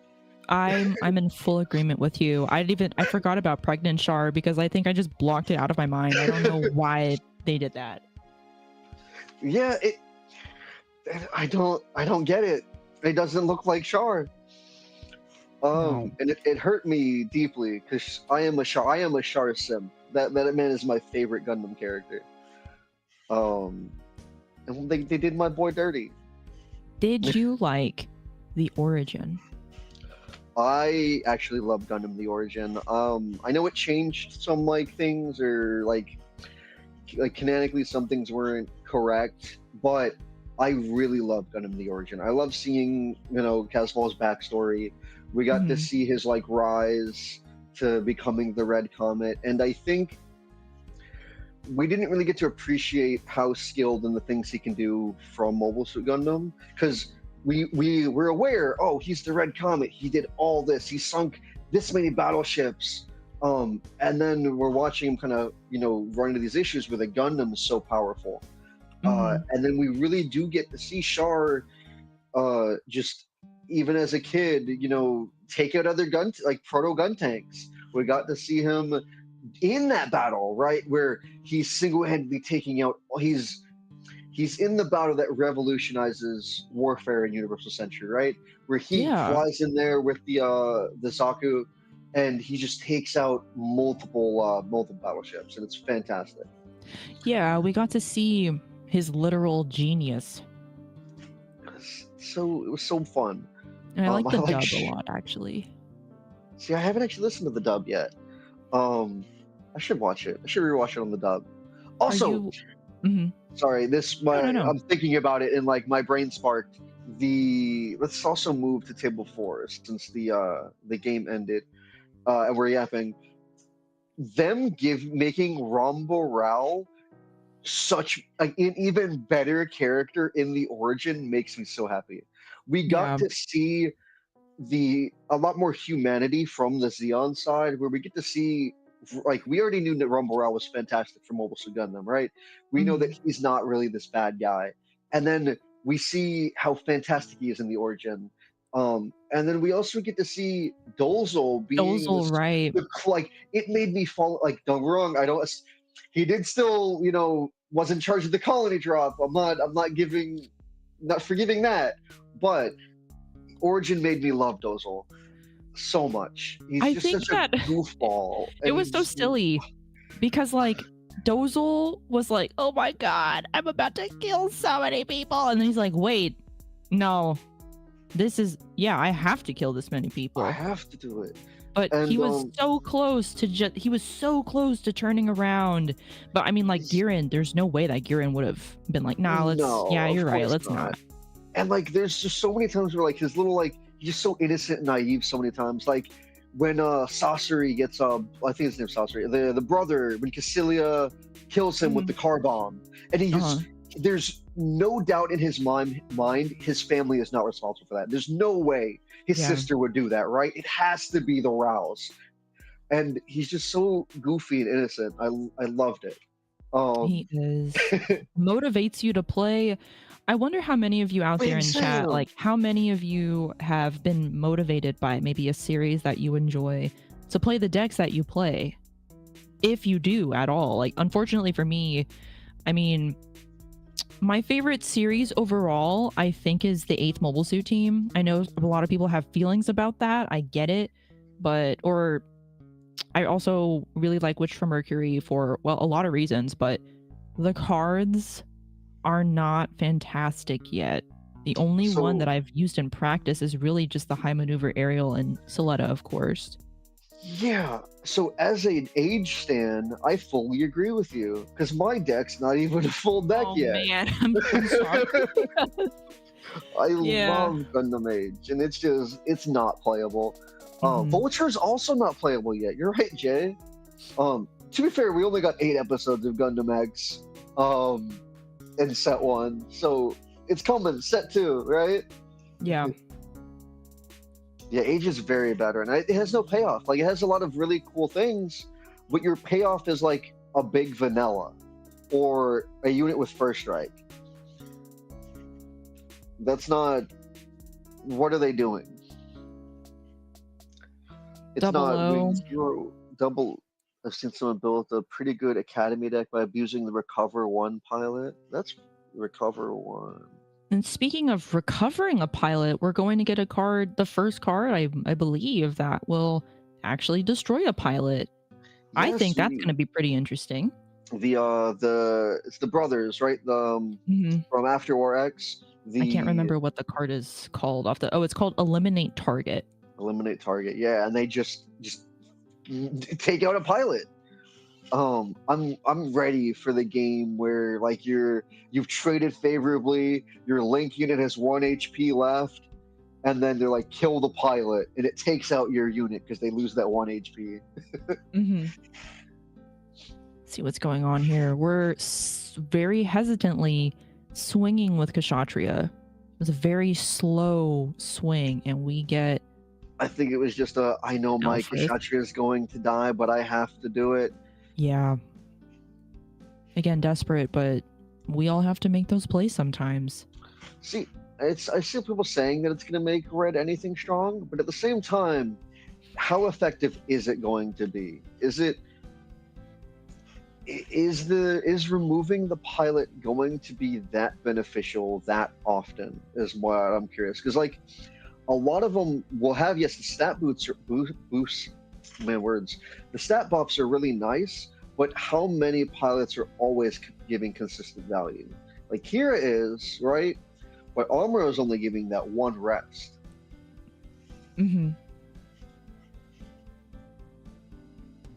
All right.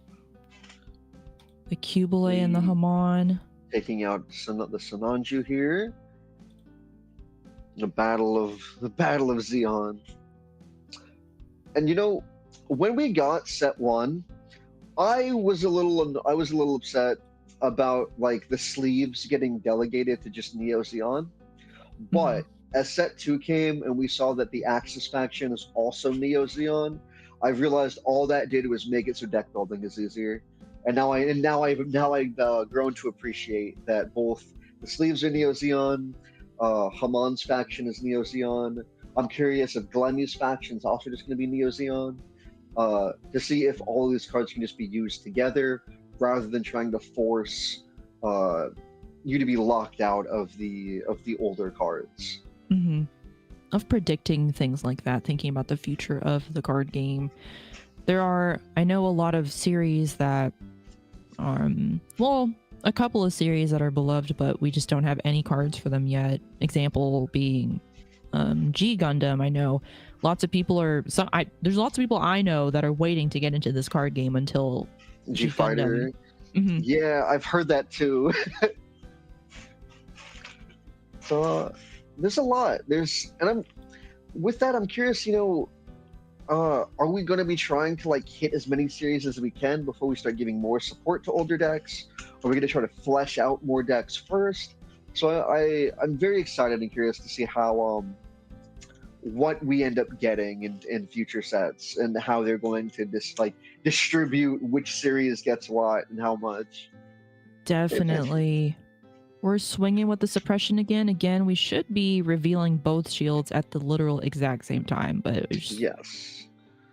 And it's relevant because like you could reveal 2 bases, and then you got to be like, do you want to activate both bases? Oh God, probably not. Have you been in that situation yet? Thankfully, no. Me either. It'd be really funny to be like, yeah, I'll just take like 4 damage from this attack. That's fine. Mirroring Kubiles right now. One of them really healthy, one of them not so much. semi-healthy. deteriorating slowly. Slowly deteriorating. Gonna come back and it's gonna lose here. Come back in ZZ. Stronger, better. Which also, speaking of which, we've been seeing more Zeta cards in set 3. When originally I was like, oh, we're just gonna get double Zeta in set 3. Well, I was wrong. It's more Zeta. Oh, is it? Yeah, because we saw an Emma Sheen, right? And we saw more Titan support as well. Oh, we did. You're so right. Thank goodness. I love Zeta. Yeah, Zeta is my favorite series. I think it's like true real robot in essence, and I love it. I love it. Has that Kill 'Em All Tomino vibe. It's the horrors of war are real, and it's really fun. You must have been so excited when you saw that Camille alt art. I was. I love it. I really do. And the because one of my biggest like irritating things about Gundam is I hated the new Zeta the new translation movies for changing the ending. Oh, to be less. To be not as sad. Yeah. Be happy. To have a happy ending. I felt like it took away from how heavy Zeta is. Because Zeta was a heavy series. It starts off really heavy. Tomino was like super depressed at that time, wasn't he? I believe he was still. I don't think the depression got to like its like peak, I guess. Like until Victory. we got to Victory. Yeah. But from what I understand, he was dealing with a lot between each of the Gundam series. Victory was a wild ride. It was. It's kind of slow moving, but it happened when it happened.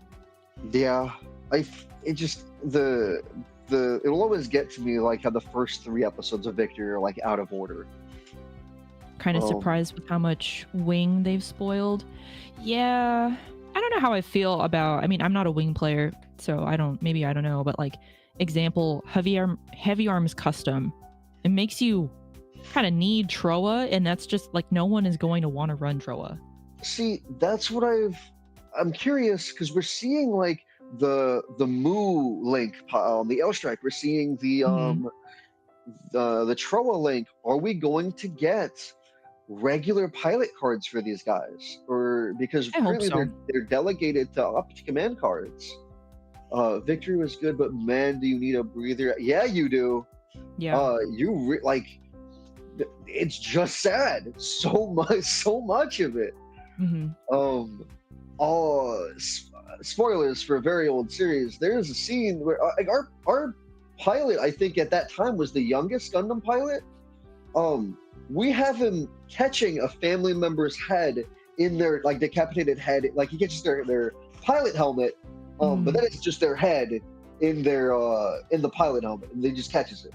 Well, Michael, shh. I was trying to not say the mom part. Don't spoil it.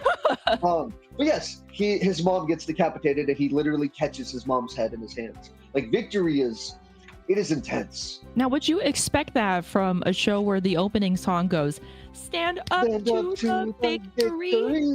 Like what is going on with that? What's happening? They're playing with us. It's like magical girl anime, but worse. Oh, I think it is. It's.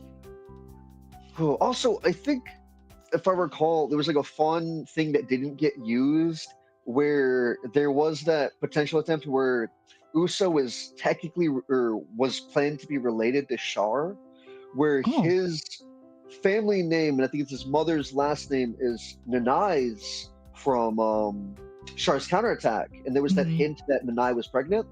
And there was that, I think, it was like his grandson or his great-grandson was Char, but it went unused. And it didn't actually go with it, but the name is still there. So the names still sync up to where Uso is related to Char. And I think that was really cool. Yeah, the Nanai Miguel. Yeah, exactly, Michael. It's such a cool thing that I wish they did do something with it, but I understand that they left the names, but didn't go into detail if it was a real thing or not. But it was really cool. Also, a shout out again to Buster Gundam doing things. Yeah, swung at a whole shield. I saw it with my own 2 eyes. And if y'all were paying attention and not, yapping about. I mean, Gundam. There's so many things we could say about each of the Gundam series. All the wacky, wild things that maybe people haven't seen, and maybe they're trying to watch it because of this card game. I don't know. I don't know a lot of people, honestly, that Also, have... the player is wearing a shirt. Wait, they are? Yes. But I don't know a lot of folks who are getting into Gundam from the card game.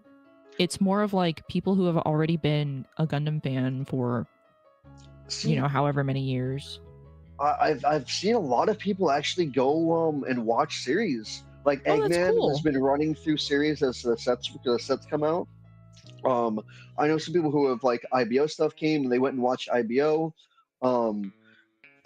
Like people watching Witch again, and I think that's really cool. It's really bringing people back into the franchise, and people are finally watching. Because don't get me wrong, a lot of it is older animation. It can be harder to digest, like Zeta and Mobile Suit Gundam. But people are doing it again, and that makes me really happy to see people go back and find appreciate these series for the first time. Ooh. Where it looks like we're approaching the end of this round too. Most of these tables have finished up. It looks like we just have table 9 left, and we're near the end of this game as well. We have the coveted Soletta mat. And against the coveted Wing Zero mat. This is legendary. I love both of these mats. Love a support made a push. Yeah, I think support can be a keyword that can be definitely utilized. But we have to have the right things to do it. Definitely, it needs more. I mean, for lack of a better word, support. I didn't want to say it, but support needs more support. That took my brain a minute. The gears are turning. Oh, I also like that we don't know who wins here yet. One base versus one shield. One Sanan. We got. Okay, we're tapping. Resources are being moved. Things are happening. Oh, Battle of Aces. Crazy. Ooh. I love the action timing. So much fun. I want to see that get more developed. Part of me kind of wishes we had more timing frames for action timing. Like we had more opportunities to activate those cards. Yeah, I like being able to be pull out a you just activated my trap card kind of thing. Like maybe when a unit is played or something like that. Because there are some that do feel awkward. Like there's the one with his action timing. It's like a unit can attack an unsuspended unit this turn. Why does this have action timing? Yeah. The kinds of things that are brought to us, like in the Bandai organized play, the threads, and then you look at it, and then it's like, there's an obvious answer to this, and then I look at it an hour later because I didn't answer, and there's like 300 comments. There's 300 comments, but why would we do this? When would this come up? It's like it won't come up, but it could happen. Like it's how it works, but it's not going to come up. And I was like, I think the only use of like the action timing of, I can't remember the name of the card. It's the command card, action timing. It gets to attack a unit can attack an unsuspended unit or something like that. Mm-hmm. But I think the only time that can physically come up is in a free-for-all. When somebody declares an attack with one of their units, you're like, haha, action timing. Now your other unit can now attack somebody else's unit. But like that requires them to also have 2 units and be attacking with one first. Yeah, there's been a lot of threads. If for anyone that's like a really big nerd about this kind of stuff, you should join the Bandai organized play Discord and just check out those threads, because really the answer is not always going to be what you think it is. Yes, it's actually a brilliant thing. Is the Bandai organized play server is amazing. You can keep you up to date on rulings. Official rulings will come out. All of our level 0s are there. And then if you ever have questions, all the judges are there. You can even sign up to take your judge test there. It's a great server. There's a lot of resources for all of the Bandai card games, and I heavily recommend using it. Yep, and if you want to take, if you were like, I could probably pass that test tomorrow, you could, let me see, I don't know, I haven't looked at the dates, but you could probably take it tomorrow because there are day of wait lists where Yes. they will Um, post like a Google form that you'll fill out, and you'll be able to sign up for the opportunity to maybe take the test. You're not always going to get it, like so I can kind of talk about more of how we do it. mhm. Is so let's say we have a test slot up for 8 p.m. on Saturday, 8 p.m. Eastern. People start joining usually like 10, 15 minutes before we start taking attendance. As people join, and then we look at the attendance, we see how many people didn't show up, and they're like, okay, we have this many free spots. So it may be like 8:02, hopefully 8 o'clock on the dot. We'll probably have the attendance done. We post the waitlist link and then give people about maybe 5 minutes to sign up, and then you're able to actually get a test that day. You can only take one test a day, but that wait list is available and you can keep an eye on it if you couldn't like sign up for a link at the end of the month, and you're still able to get your way into a test. Just make sure you're typing in the right Discord name and the right information when you sign up, because I've seen that too much already where people will sign up for the wait list, not put the right username, and then I can't find you within my like brief period of time where I need to get the test started. Yeah, and But stay like on the Discord, like stay there and just give it a minute, because a lot of like I've seen people getting added in the general channels and be like, hey, you need to go to the thing right go to now. And they're like, go to oh, thing sorry. ASAP. Because you got to think, like, we post a wait list, we give everybody the role, we get them in, and we have to do that fast, because if we don't, then we're just making our people who are already signed up, we're making them wait longer and longer, and we can't do that. Right. Yeah, and it's I mean, like we can't disclose really any information about the test, but it'll take you a minute. It'll take you a minute. Oh, it looks like our pairings and tables are up. We can go ahead to our undefeated table, table 1, and we get to see who our winner will be today. Risu, can you do that poll thing?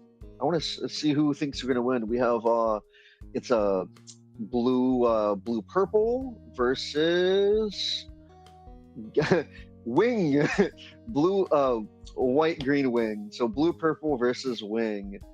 We did a pretty good job at dodging wing. We saw wing like round 1, and we're seeing it in the final round. A couple of times. This wing player though is smooth with his cards. I'm not gonna lie. The way he does this slide. Who's gonna wing or not wing? Don't do my boy Barbatos like that. Don't delegate him to not wing. I want her jacket now. I'm low-key hating. Same. I'm high key. I'm high key hating that I don't have one right now. Well, maybe I can. Let me see. I'll find a link. Maybe it exists somewhere, but unfortunately, I will warn you that it was a premium Bandai thing, and it could potentially cost $1,000. I don't know. Let's see. For $1,000, I might pass, but I'll stare at it online and be like, maybe. That's what I do all the time. That's what I'm gonna do whenever someone finally sells their like their content creator badge thing, their jacket. Oh, I want the jacket so bad. Can we get the red blue Buster profile perchance? So, unless any of these players have specifically asked that the deck list be hidden, at the end of the event, all of the deck lists will be available to view on Limitless, which is amazing. Because then you get to go peek at all the lists and get to net deck and see what ratios people are using. And I do that all the time. Risu, when he saw me at in Dallas, gave me a iNet deck from Eggman Events. Yes. Oh, the link is in the description below. Thank you, Risu. I love that iNet deck from Eggman Events. I think I have that stickered to like 2 of my deck boxes. That's awesome. I haven't put it on anything because it feels so permanent, you know, and it was a gift from Risu, so I need to keep it pristine. I get so scared with stickers and pins because of that. I'm like, I don't want to use it. It's permanent. What if I want to move it somewhere else? And pins are that way too. We're like, oh, like I see people with all these cool pins. I'm like, I want them. And then if I put it on my backpack or something, I'm like, what if it gets damaged? What if I lose it? We've played our purple gem and we passed, and we of course have been responded with by an Alfred. So pretty typical stuff that we're seeing so far. I will say the Corsica. Oh, where's our? Oh, that's our hand. Okay. I was just saying we're gonna make sure the hand's there on screen. I will say the Corsica though is a really good start. You know, it now sets up the potential Leos in the future, and a 4-2 unit's still really strong. Then we got our hand shuffle. I'm voting Wing. I've played against this guy multiple times. He's a tough opponent. I can see it. Wing's a really good deck. Like we were talking about it before, it's kind of like a boogeyman, right? It has all of these really strong blockers. It has like such a powerful boss unit. Like Wing Zero can just decimate boards, especially if you are a lower end aggro deck. If you can't, you know, put enough pressure by the time Wing comes out, it could just be removing your board over and over again. Yeah, it really feels like when you play against a Wing deck, like you blink and you're at 8 already somehow. But we have already put the Amuro underneath something to rest that Alfred, and maybe we can get something going here. Oh, we're just trading over? Okay. You know what? Fine. That's fair. That's fair. It takes out a blocker, and we're saying you have to either trade into my my grays, or I'm gonna turn it sideways yet again next turn. Yeah, a very please deal with this. Pretty show. Can I get some advice trying to play white-blue? I personally, for white-blue, really love what Eggman was doing with Psycho Gundam. I really like the blockers, with like the Hyzak for the for like your low-end unit. It's a Titan unit. And you can kind of play a little aggressive and control the board with Psycho. It's got the Breach.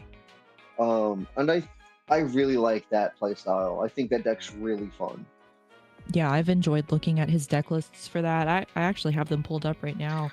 Michael, don't be the evil person would start with 4 Amuro and 4 Kira. Sorry, I didn't mean to cut you off. No. They caught me off guard. You can continue. Sorry.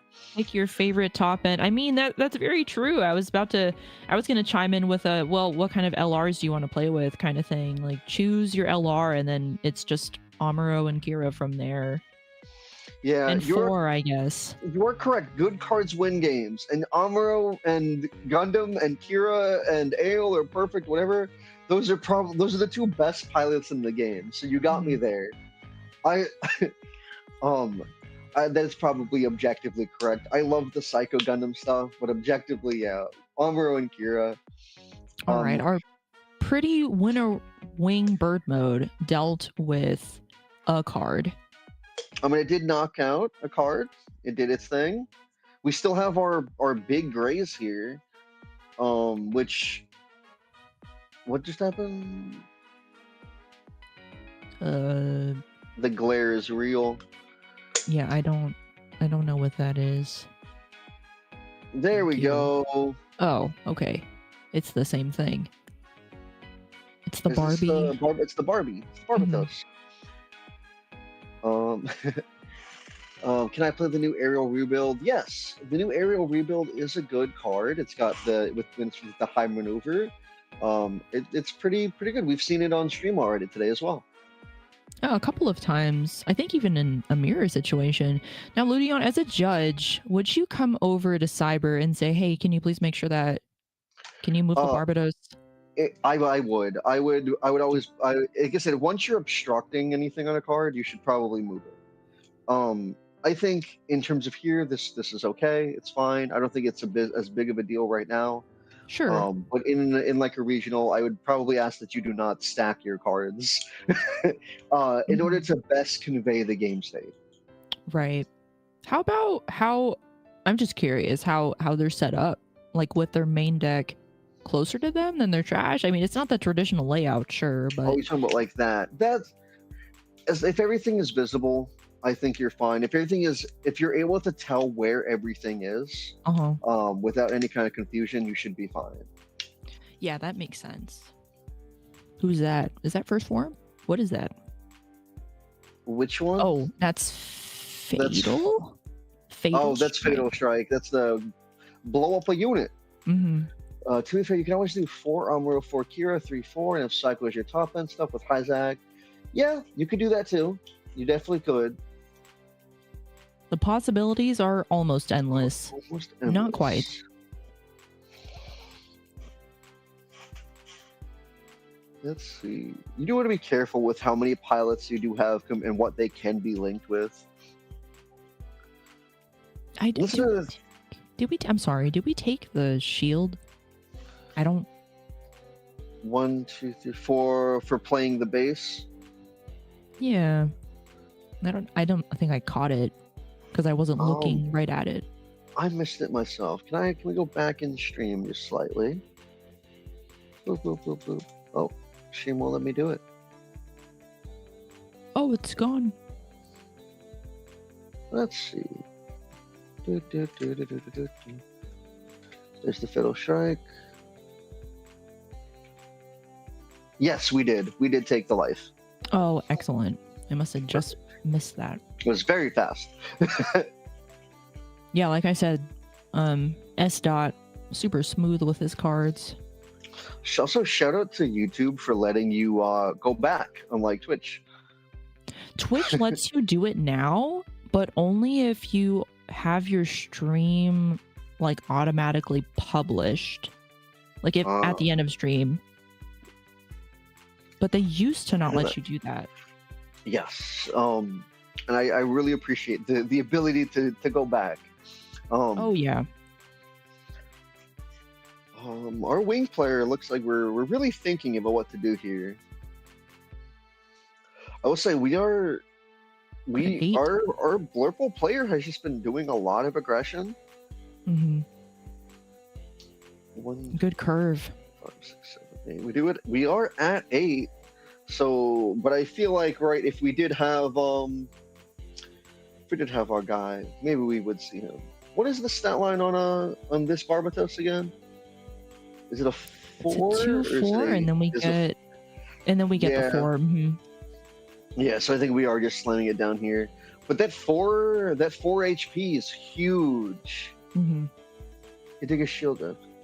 If you want to answer to the question. Yes, Jay, thank you. They're just a little bit behind because of the latency, so we probably didn't see it at the time. It's not like live. Yeah, there is a slight, if y'all don't know, there's like a slight delay where things happen, we say something, and then y'all hear it. 0 has to drop. Yep, it did. 0 has dropped, and we have taken just a little bit of damage. Angsha says goodbye for now, but I mean, it's not going to take us a lot to just play another one. We've got a good amount of cards in hand still. We're not gassed out. Let's see what we can make of this.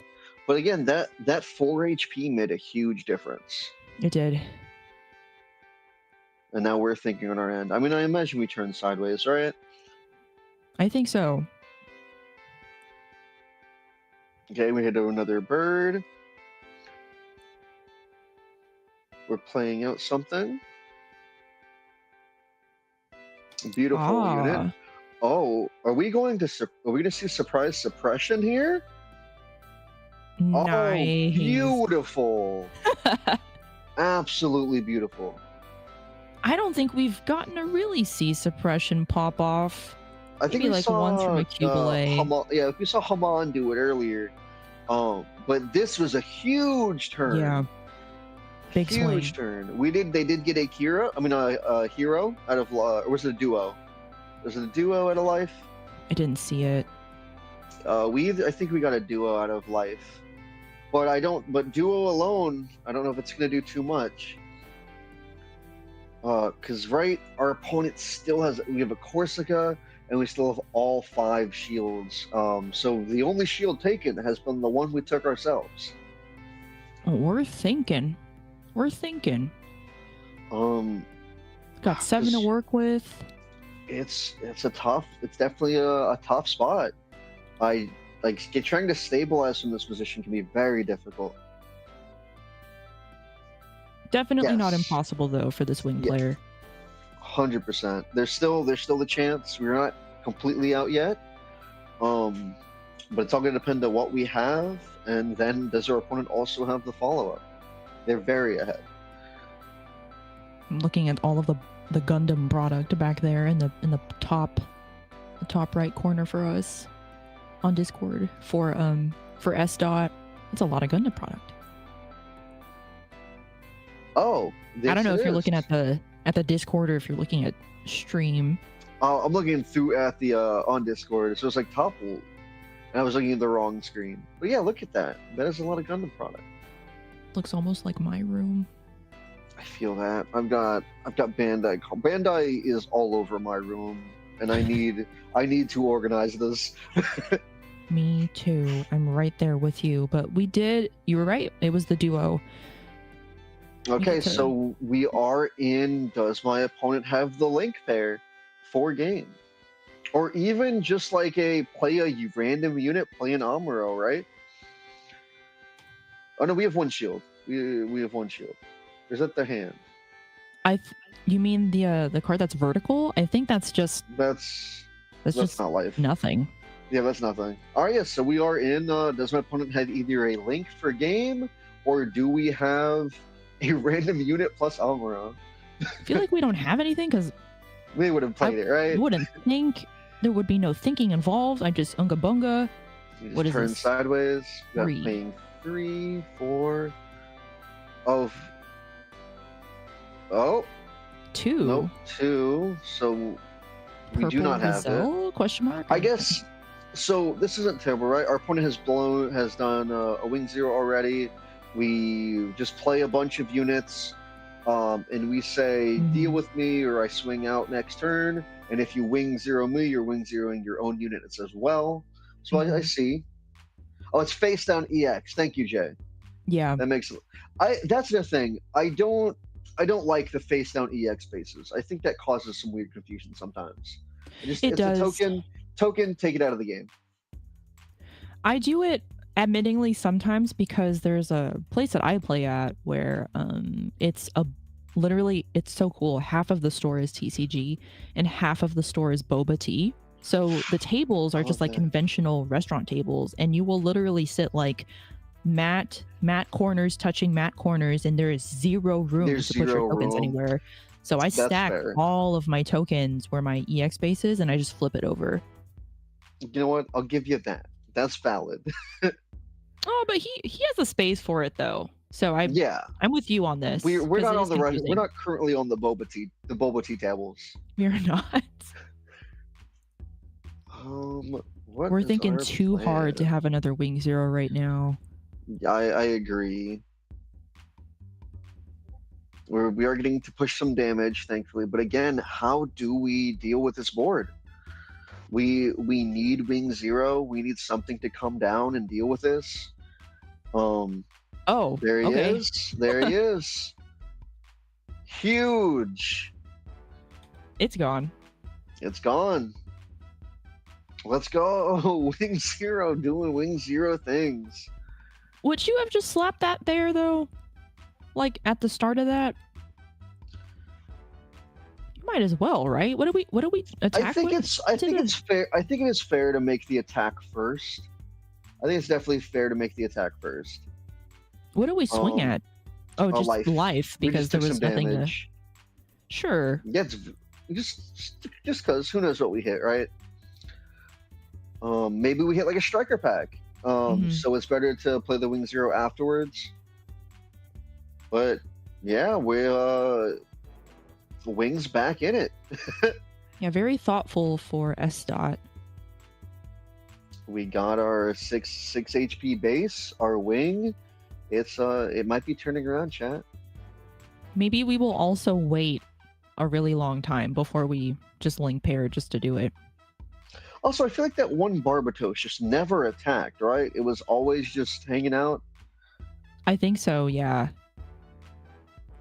I think we were too afraid for it to trade into something.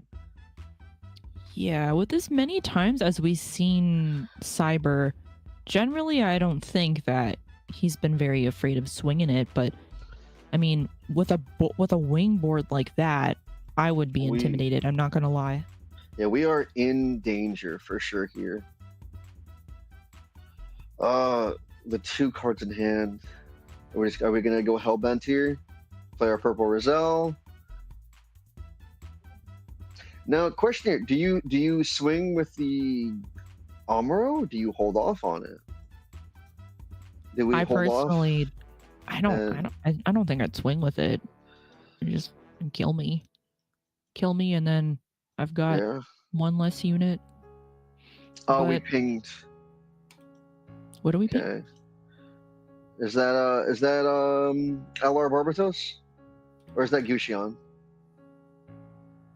I can't tell.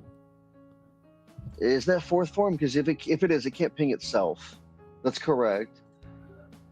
Which Barbatos? The ping unit. Which one did you play?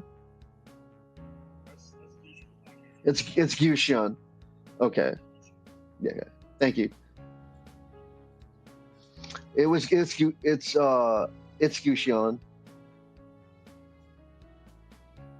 It is not the Barbatos.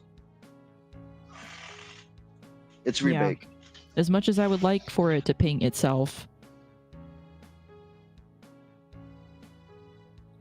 Hard to tell with the alt arts. That's completely understandable. The alt arts kind of, and then like, the bit rate doesn't help. No, you're right. I was in the same boat, Michael. I thought it was also Barbie for a minute there. That's why I went off. I asked them, but it is remake, so we are all good.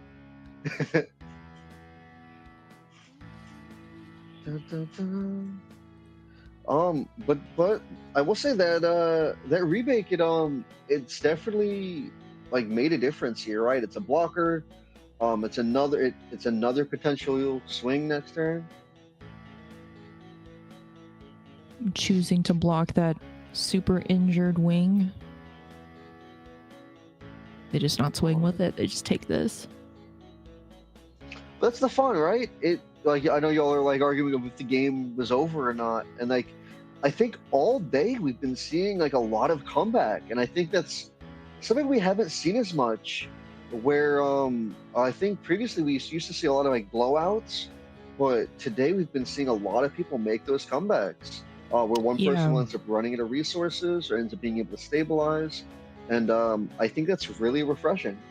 Yeah, it all started with the first round too. I remember even thinking, from the beginning, it was like turn 6 already, and one player was super ahead.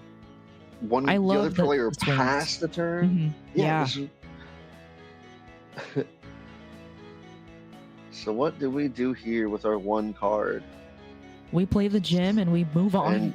And I think that is probably, we got 1, 2, 3, 4 attacks. 3 of them have high maneuver, right? Yep. Pretty show. Corsica. Well, that doesn't actually do anything, right? It's nice to see, I guess. And then we slam another one. We just say that's it. Yeah. That was it. Man, great job from the wing player. Absolutely. 4 wing zeros, baby. That's insane. I was rooting for Blurple there. I really was. But when Wing gets their whole playset. Someone give this man a wing playmat. I guess we can sell out one more time, right? That was the end. It looks like our winner for today is going to be Wing Gundam. There it is. And we were just talking about whether or not, well, not just talking about, but talking about earlier of it being successful or not. And it still proves to be successful, depending, of course, on the pilot. Like it's a lot of it rides on us. It really does. Oh, hold on. No, Reese, go back. You get the dual spec sleeves. Also, becoming a member. become a member for Risu. It's really cheap. It's like what, $2? Yeah. I only say this because I'm a member, and I'm about to throw a bunch of acorns in the chat. Go acorns. Oh, error. Try again. YouTube, how dare you? But again, we have our Eagle is doing a free Gundam tournament tomorrow. The link is in the description. He's testing out his website. Please check that out. It's a completely free event. Come play, come enjoy the Gundam card game. And tomorrow, Risu also has his Cookie Run tournament. It is going to be 8:30 p.m. Eastern Time. Come check it out. Even if you don't play Cookie Run, come take a look at the stream. I'm sure it's going to be a wonderful, fun time. Support him. Support Risu. Support Cookie Run. Better than Riftbound, confirmed. We need a deck list tomorrow for this event of the top 8. Again, I believe the Limitless link is also in the description. Risu, prove me if I'm wrong. And after the event concludes, all the deck lists will be available. Awesome. And with that, let me double check. That should be the end because that was our undefeated. It was a really great match to end on too. Oh, I tried to type and my keyboard died. Whoops. Your technology's being really mean to you it just today. hates me today. Yeah, you can just sign us out. All right. Thank you, Risu. All right. So again, thank you, Risu, for having us. I hope you all enjoyed us without Risu here and School Appropriate. It was wonderful getting to commentate with you. It was really fun. It was so much fun. Please let me do it again. It was great. Yes. Hear that, Risu? You need us again. All right, but have a wonderful we night. Won't stop. All right, good night, everybody. Thank you, Have a Ludion. wonderful night, everybody. Thank you, School Appropriate. Chat, I've missed you. I hope you missed me. We'll be back at it again next week, unless tomorrow or Monday. But I had a fun time. Everybody wants that jacket. I think it's been said like 30 times. It's so good. It's so nice. I'm Okay, jealous. I'll take it off so that Wait. No. What are you doing? No. So envious. What the? I'm wearing a Whataburger shirt underneath this. All right, well, we Let's didn't know go. that before the zipper cube. Anyway. All right. Anyway, good night, All right. everybody. It was Have a fun. wonderful night.